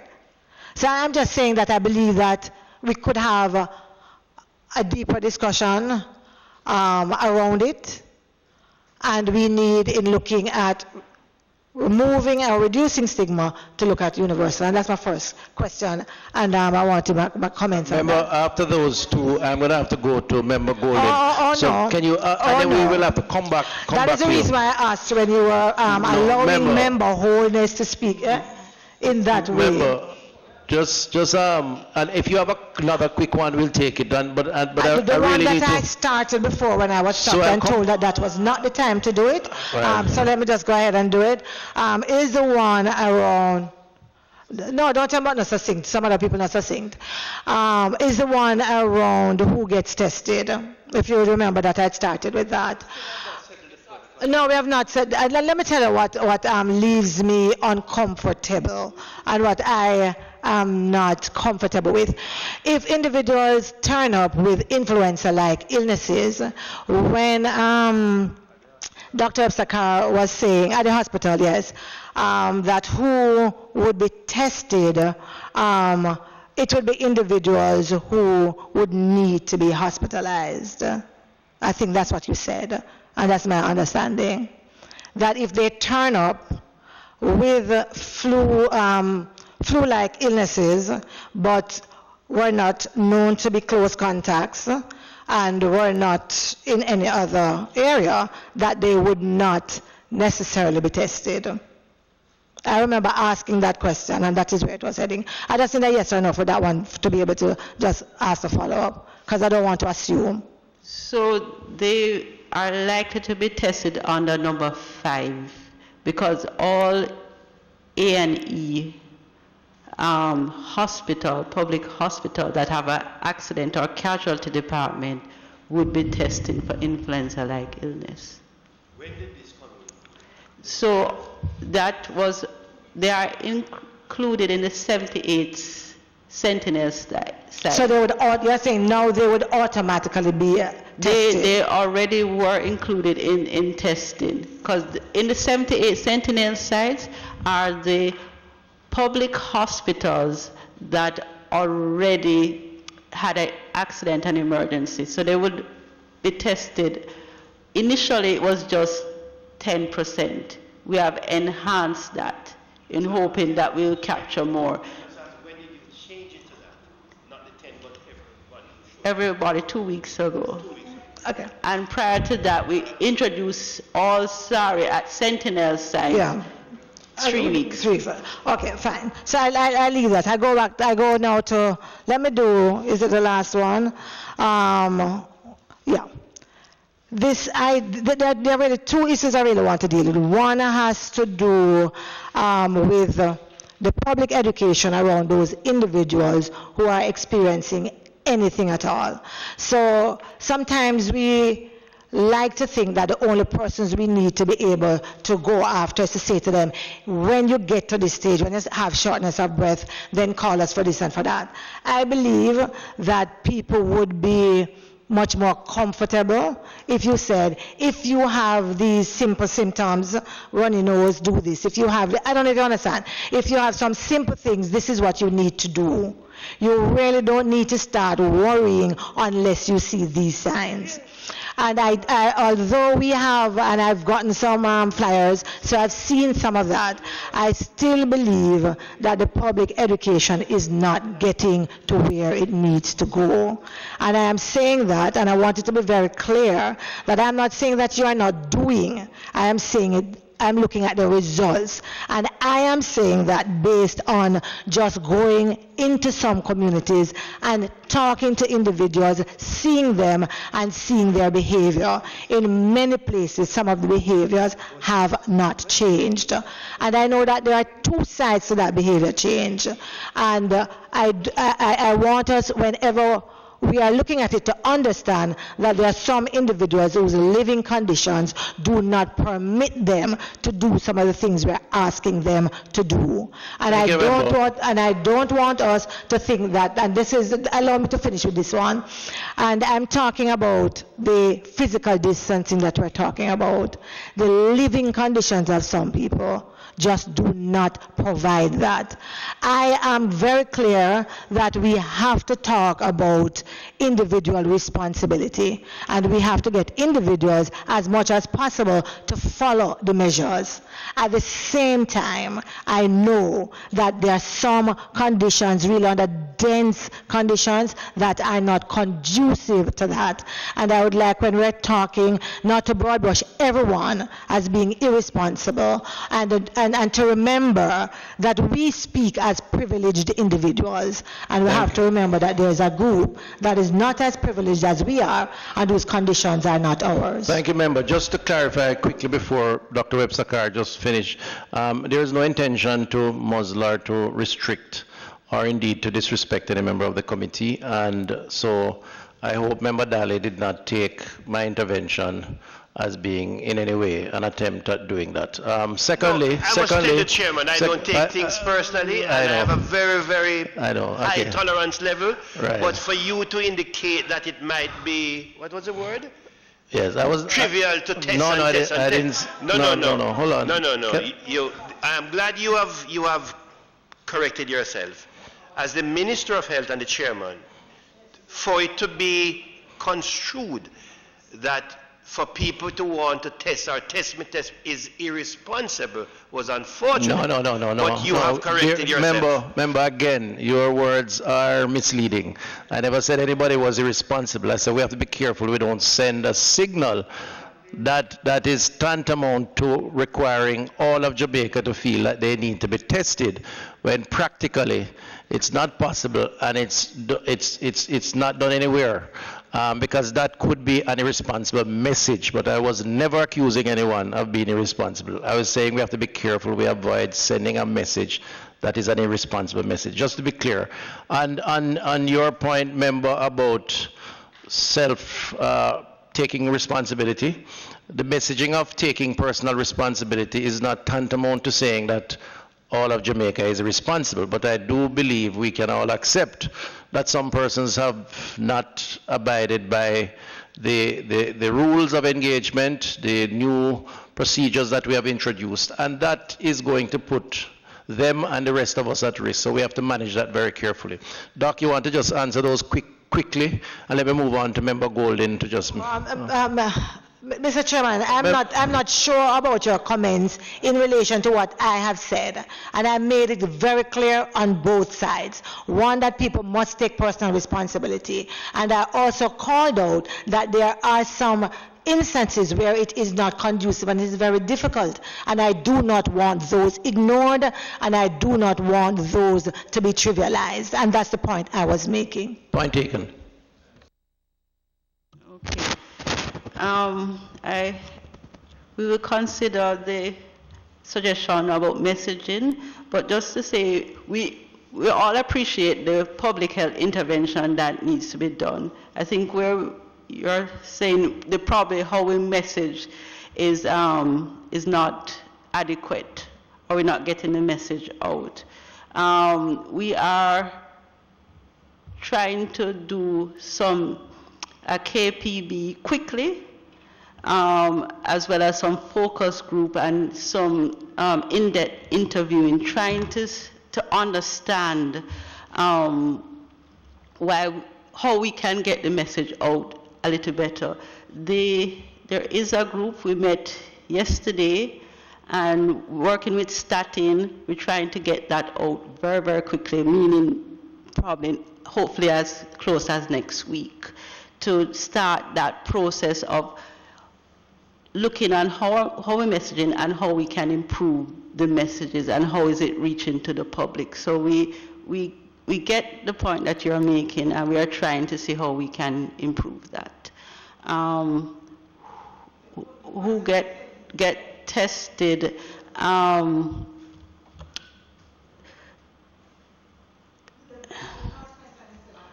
Is No, man, no, but Member Holness was able to get her questions answered one by one.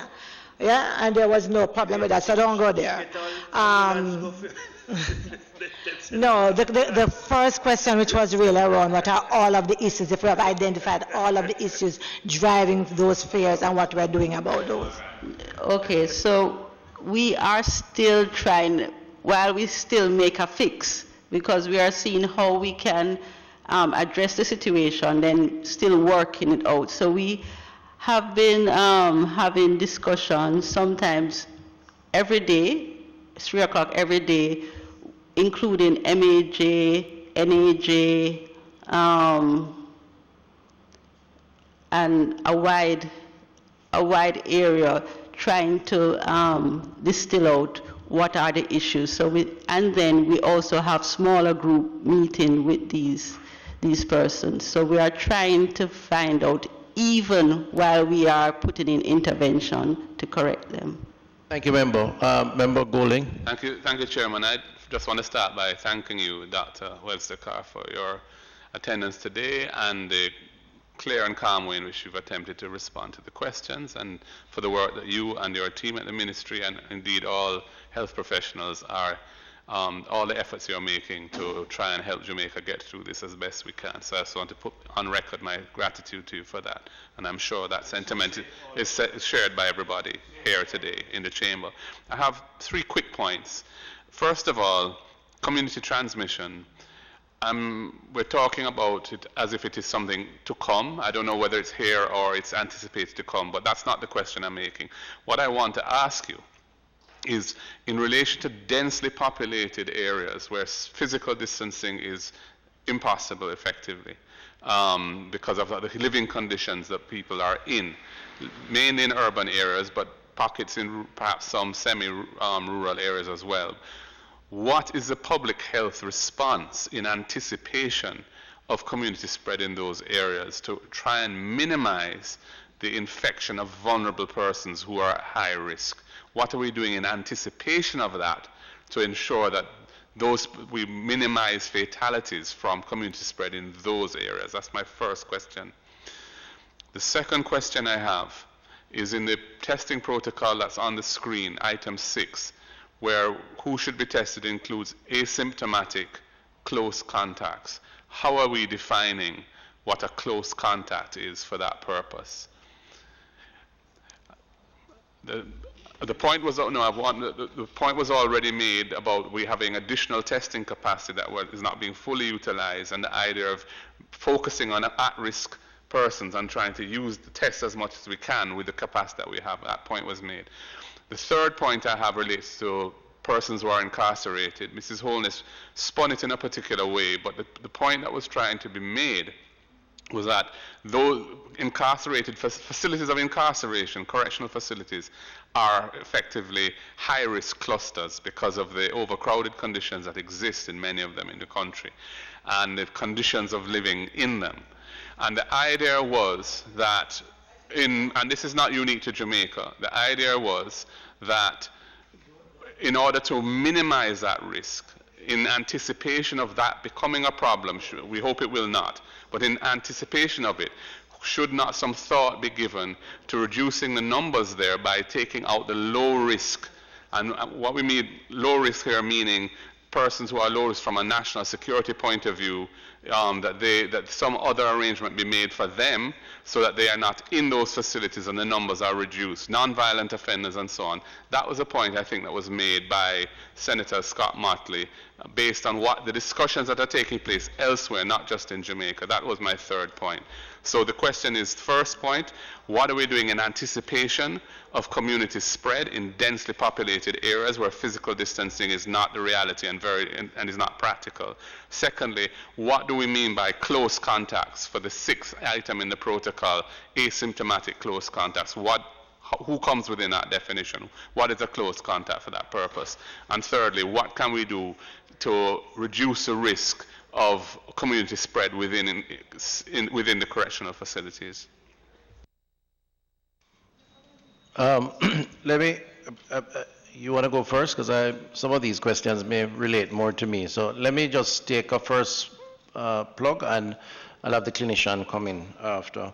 And of course, I echo the sentiment raised by you in terms of our contribution and the rest of the team.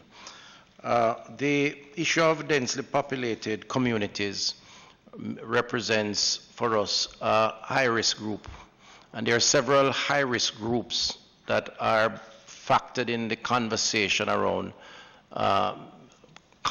prevention, containment, and of course, treatment. The others being, of course, persons who are elderly, over a certain age, persons who have underlying conditions, the hypertension and so on. You would have heard some announcements around some of these high-risk groups. You would have heard the Minister of Local Government and Community Development dealing with the infirmaries and some particular measures that will be taken as it relates to that.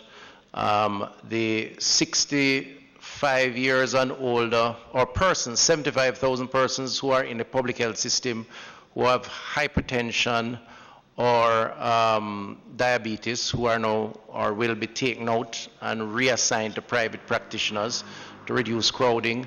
The adjustments in terms of visitation to one person per patient per day. As it relates to densely populated areas, we are now in the final stages of looking at a plan that would be multifaceted.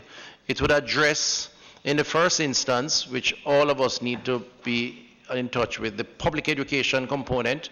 So we're going to have to zero in a little more in terms of informing in a direct way those particular populations around the disease profile, how it is transmitted, and what they can do even within their limited context of capacity to respond. So, you have a grandmother in the house, she's the most vulnerable, but the kids are the biggest transmitters. How do you position one against the other to try and manage that process? And we have started some of that with the flyers and the town criers, which are supposed to be being distributed now, should be going on now, through the SDC, through the municipal councils, and that is being driven by local government, Minister Mackenzie and his team. And perhaps we can have a conversation here at the next meeting. I wanted to discuss on the agenda what we'd put on the next meeting agenda. Beyond that, there are some provisions that are being made for the setting up of temporary shelters or temporary facilities in anticipation of a surge or in anticipation of vulnerable groups being placed in a particular context. And I don't have a lot of particulars on that, but I know that it is being thought through by looking at where these vulnerable groups are and what are some of the things that will happen. I am expecting to see a presentation this weekend on those high-risk groups, and what we would be able to do is perhaps share some of those thoughts at our next meeting in terms of addressing it, because I know it's a point you have raised before at the last meeting. The second point around testing protocol and tracing. She could answer, perhaps Dr. Webster Right. could answer that one. But Right. since you're on the floor, maybe the third one. The third one. Yeah.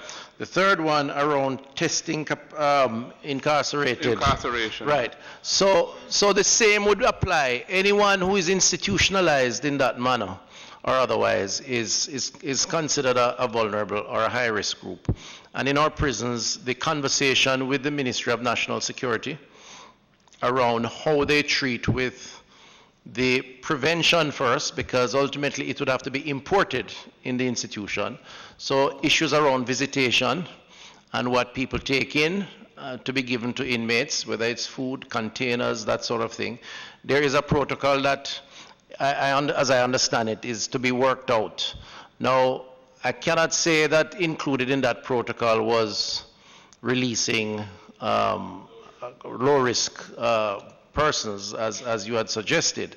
That is an assessment that I would lean on the Ministry of National Security to make, given that they have the expertise, and I'll certainly get that information and response from the Minister and his team, and then we can report back on that.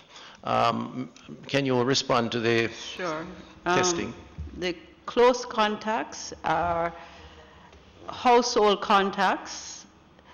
These are persons who live in the same household or the person has spent a night in, or persons have spent hours, day hours together. Those are close contacts.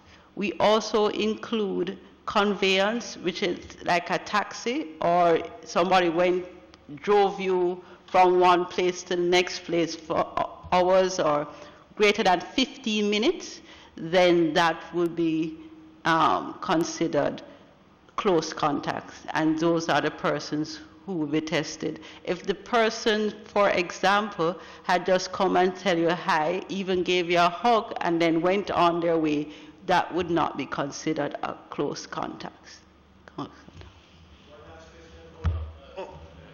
Remember, you're allowed one follow-up. Yeah, no, just on that last point, just to expand it.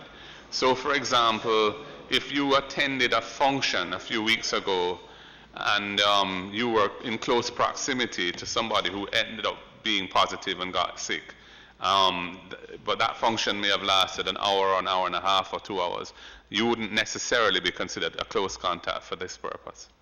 No, you would not, but if you know that you were in that area and you become symptomatic, then you are elevated to number 1. Right, if you become symptomatic, all right. Thank you. I'm going to ask Member Dunn, who hasn't asked. You had your hand up at one stage? No. Okay. Yeah, I'm coming. Member, I want to close off at 1 p.m.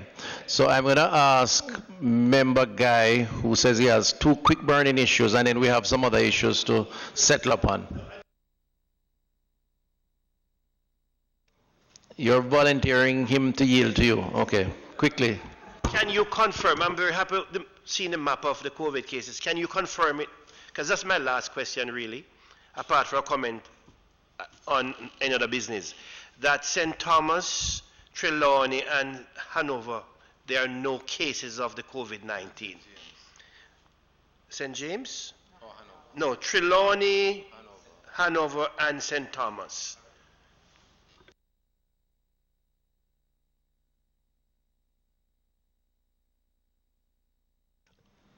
Up to last night, that was the information. Unless, I mean, we have tests that have been done overnight, so I don't know what the results are, but up to last night. I don't know. Do we have pending tests from St. Thomas, Trelawney, and... So I can't answer that question. No, But remember, once we have the tests and the results, you will hear in short order, every day. There'll be... That too. Yes, Chairman, Member Don has asked me, has given me his time. Just 2 quick questions. Dr.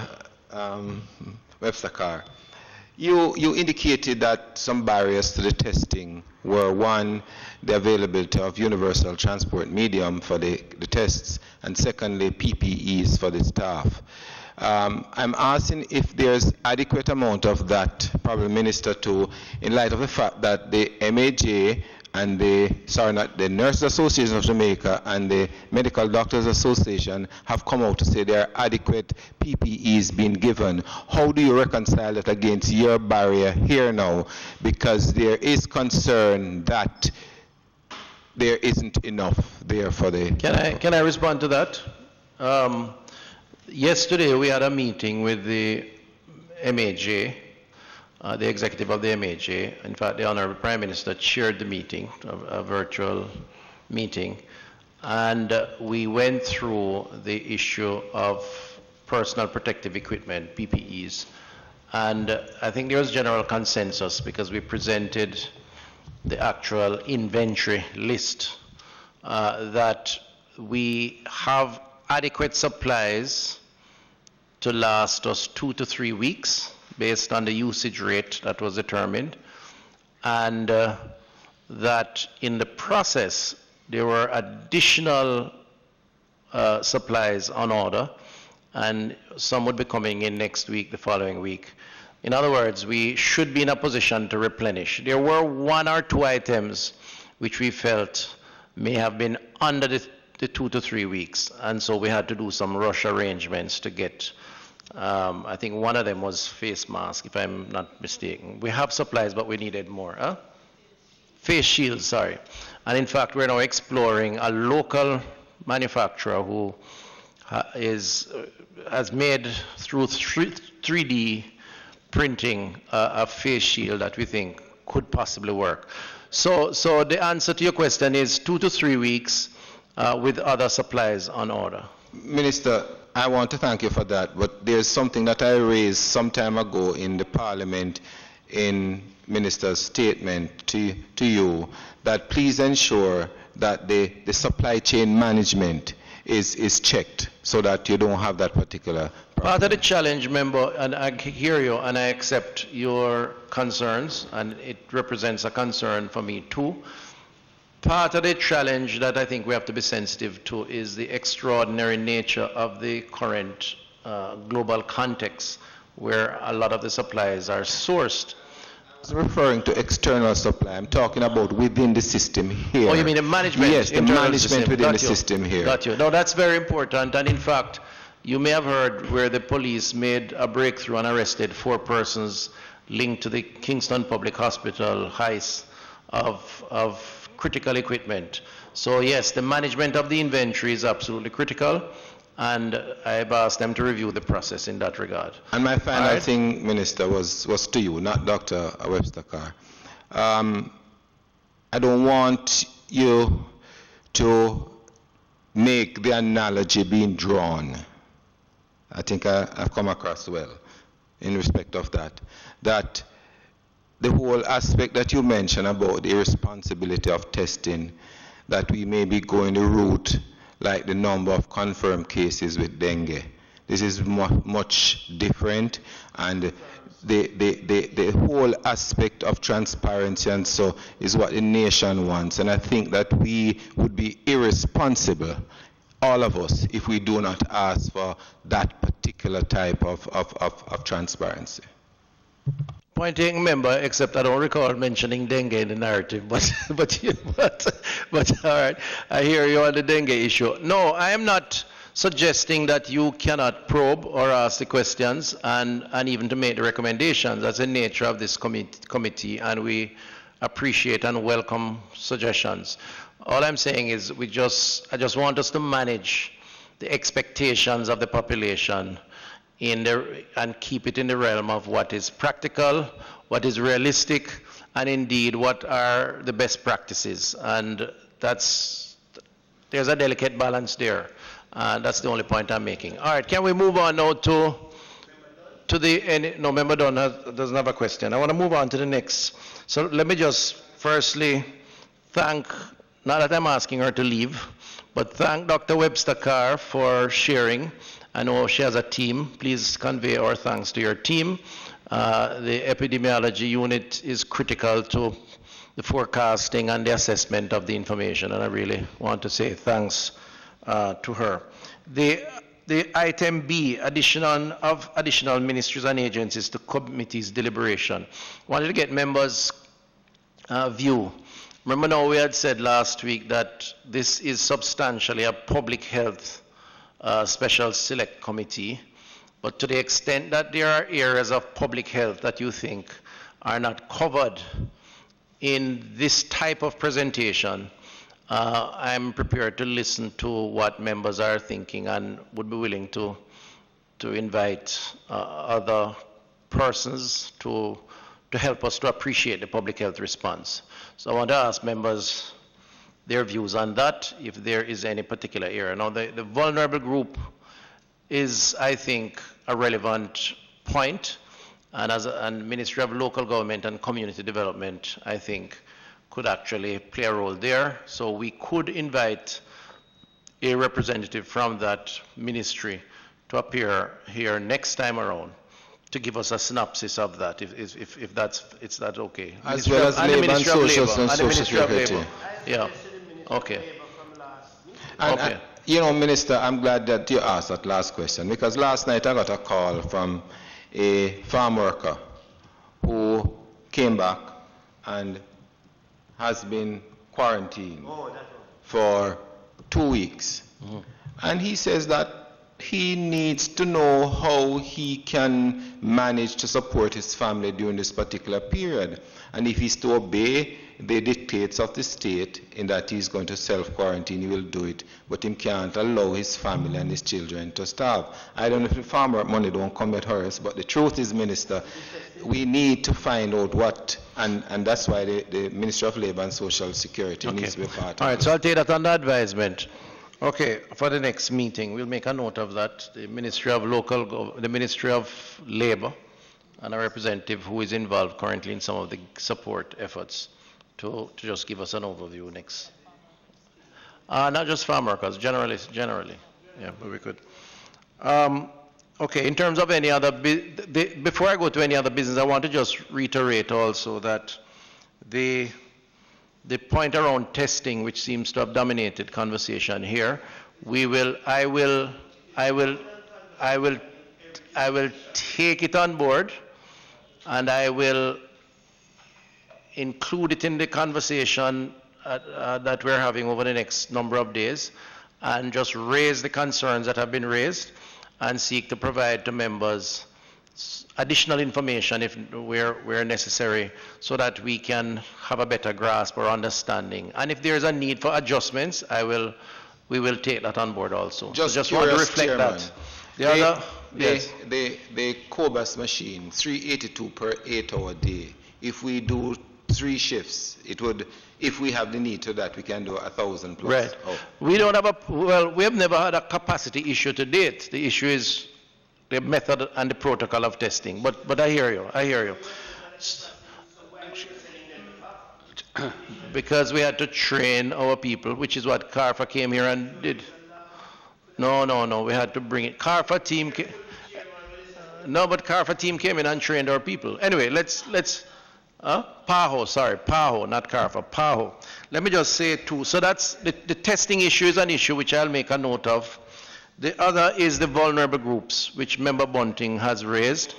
And I think it's, Slowly?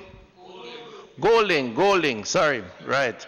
Associating you with other institutions, yes. And it's why you don't look alike, so I don't know why I do that. But I will, that is an issue that needs some discussion. So again, I'll take that on board. So those 2 issues, I think, are critical issues. Public education. Yes, okay. yes. Public education, especially to some communities that don't necessarily fit the mold that you're sending out your general communication to. Got you. I want to just clarify before closing on any other business, this idea of fear and the public health workers, the frontline. Chair, before you wrap up with that point, I just want to make one little point, which will be my last point, which is the discourse in this chamber, in this committee. This must be a unity committee. Yes. We're dealing with an existential threat to the world, it seems like. And certainly, the world will survive, but the life is going to be dramatically changed in the next few weeks and months. We in here mustn't treat each other in an antagonistic way. So, we need to treat each other collegially and take it and assert, make it obvious when we speak that we accept that the other persons are trying to be constructive and not destructive. It's very important. And that point is very well taken. So to the extent that that impression is given, as chair, I will seek to recalibrate, if you will, and reconcile. So just very, very quickly, and this is, I won't be long-winded. I believe that a matter that we haven't spoken enough about is really around, you said that our healthcare workers are being tested.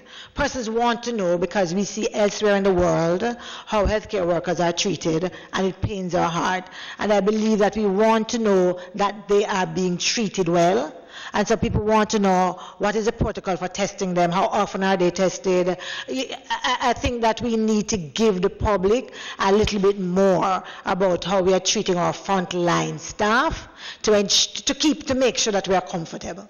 And that's why I want to, on that note, and I agree with you that that approach to our frontline staff is constantly under review, and there's a protocol around securing them with the protective gear and testing where that is required, as was put up on the screen earlier. But in that regard, the issue of the fear around COVID-19 and any form of interaction with someone who may have the virus, it's an understandable fear, because I mean, there's enough information out there of the lack of information.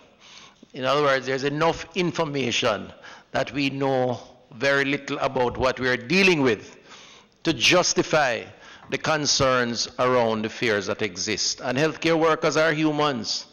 They have families. They have to protect themselves and their families, and therefore to query, to ask questions, to experience the learning curve is very natural, very, very natural.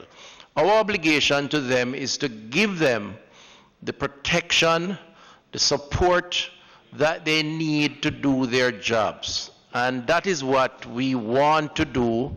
That is what we set out to do.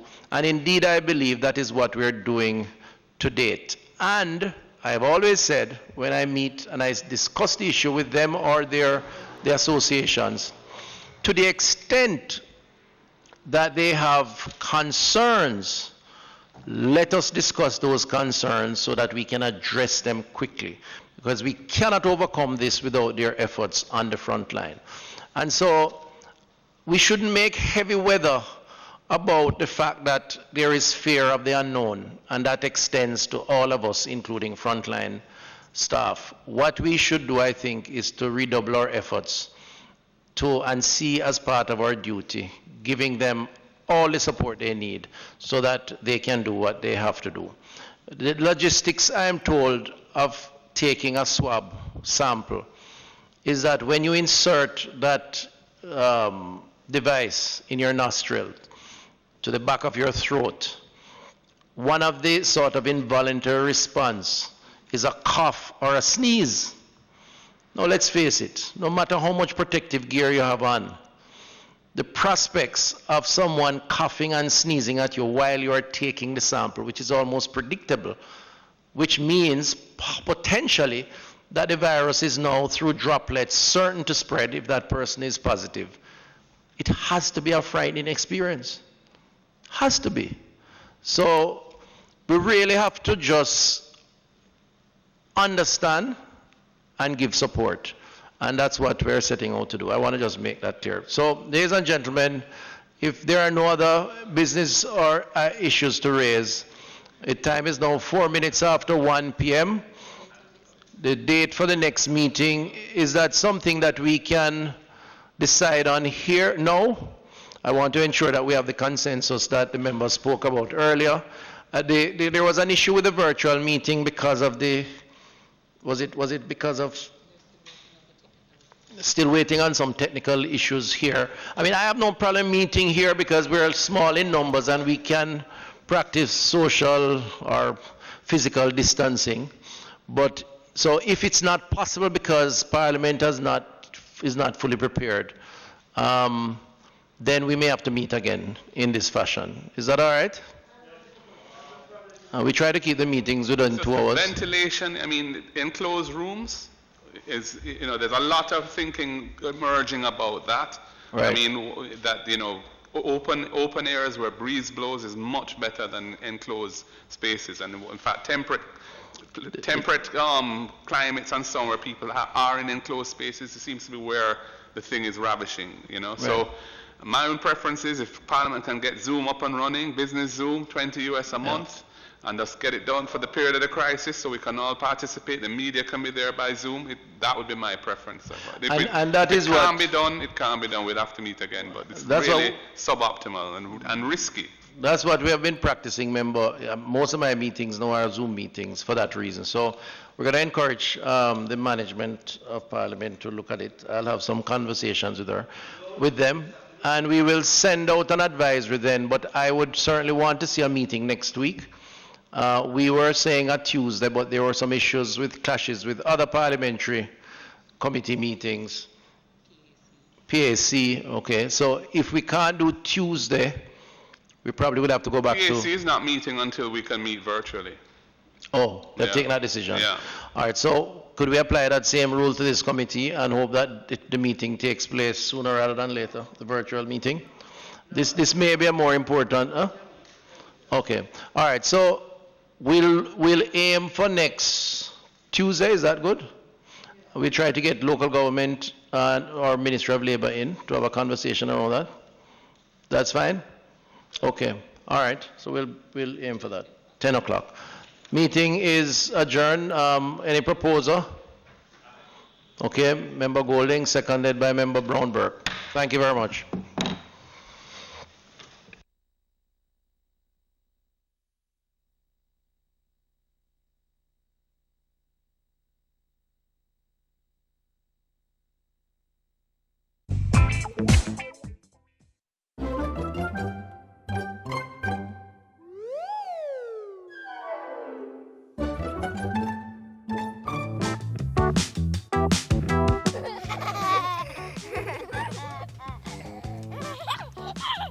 The good news is you can protect yourself and your family against the coronavirus called COVID-19.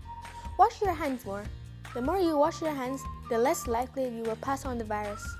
You should wash your hands for 20 seconds. 20 seconds is the time it takes to sing the happy birthday song twice. Happy birthday to you. Happy birthday to you. Happy birthday, dear the world. Happy birthday to you. Happy birthday to you. Happy birthday to you. Happy birthday, dear the world. Happy birthday to you. When you are finished washing your hands, use a piece of tissue to turn off the pipe and throw it in the garbage. Protect yourself and your parents from the coronavirus or COVID-19.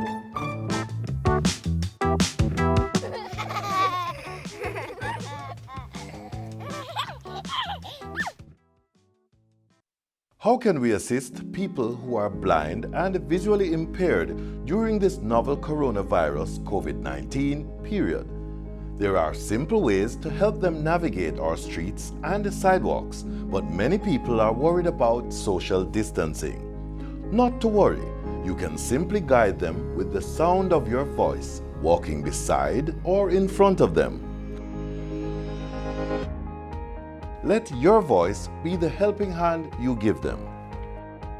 For information on how to assist persons with disabilities, contact the Jamaica Council for Persons with Disabilities at 876-926-9376 or 876-618-1133. Remember to look out for the blind and visually impaired, not only today, but every day.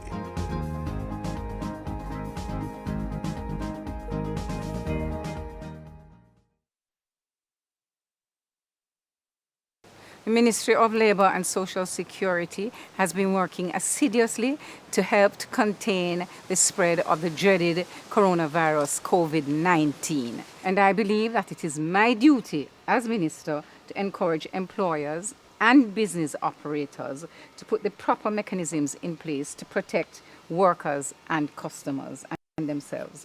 Workers are the most important part of any organization, and they must be given all the necessary information, tools that they require to ensure that they can utilize the best safety and health practices. During this period, workers might be required to be quarantined or isolated for an extended period. In these instances, we are recommending to our employers that you exercise discretion beyond the provision of the Holiday with Pay Act 1974. We are also imploring employers to consider making use of the provisions under the Flexi Work Arrangement 2014 in order to ensure that where possible, staff can work from home, creating far less risk factors. I believe that as a nation, we have a responsibility to work together for a healthy and safe work environment.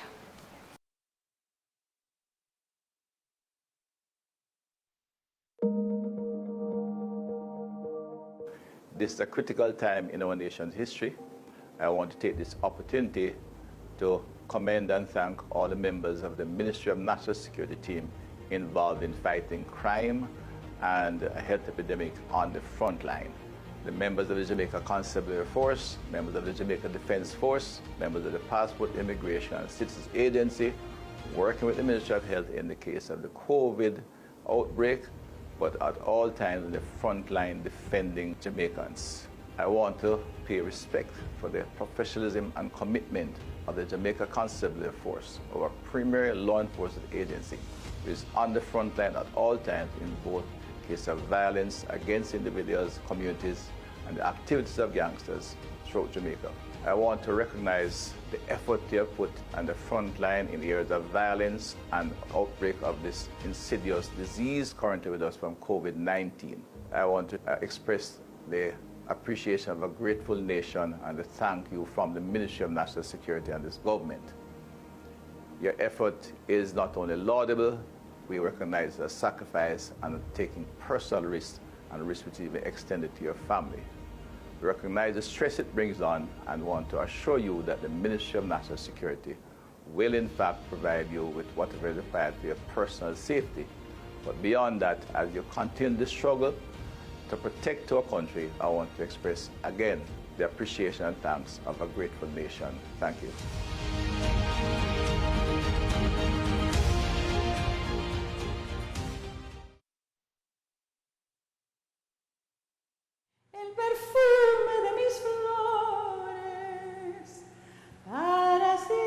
I have been dealing with depression for the better part of my life, my adult life. My mother died in childbirth with me. I didn't have a good relationship with my father, really. The worst thing about the depression was that apathy and lethargy and just that sense of, I don't want to do anything. I don't want to get up. I don't want to brush my teeth. I have a brother who's very level-headed. And I called him and I said, I don't know what's happening. And he said, stay right there. And he and my sister-in-law came and they spoke to me and he brought the psychiatrist to me. She walked in and she said, what's the matter? And I said, I'm lousy. I said, all I've done in my life is make mistake after mistake after mistake, you know. And she says, and what do you want? I said, I just want to live a happy life. I made the commitment and I did therapy for at least 2 years it was. You learn how to manage it. I think that's what the talk therapy is about. Just like people have pain and you talk about pain management, you can manage your depression with medication, with behavior, with exercise, with activity. I went through stages where I thought, I'm okay, and I stopped taking my medication. Up to maybe 6 years ago, I did that. And then I went right into a crisis again and realized since then, for the past 6 years, that it's something I have to do for the rest of my life. The next thing is my passion for the arts and singing. That definitely, because I had an outlet for my emotions. In the mornings I get up and I go outside and I have my coffee and the birds are always singing. And it sounds silly, it sounds almost cliche, but those are the important things in life. Deal with all of that and I got my energy back and my desire to participate in life again. I learned it was not my fault. And I just learned to be okay with me. But I hope that from what I've said, if you start to feel these feelings of anger, sadness, panic, being overwhelmed, find somebody that you can talk to, a good friend or a parent or someone. And now I can do anything. For I am ordinary, unimportant, and undeserving of your attention, unless we all are.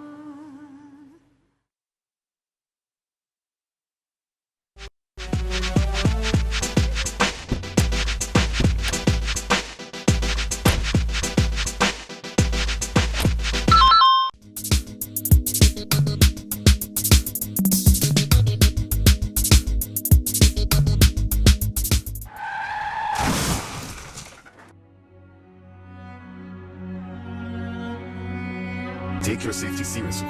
Always wear your seatbelt. A message from the Road Safety Unit in the Ministry of Transport and Mining.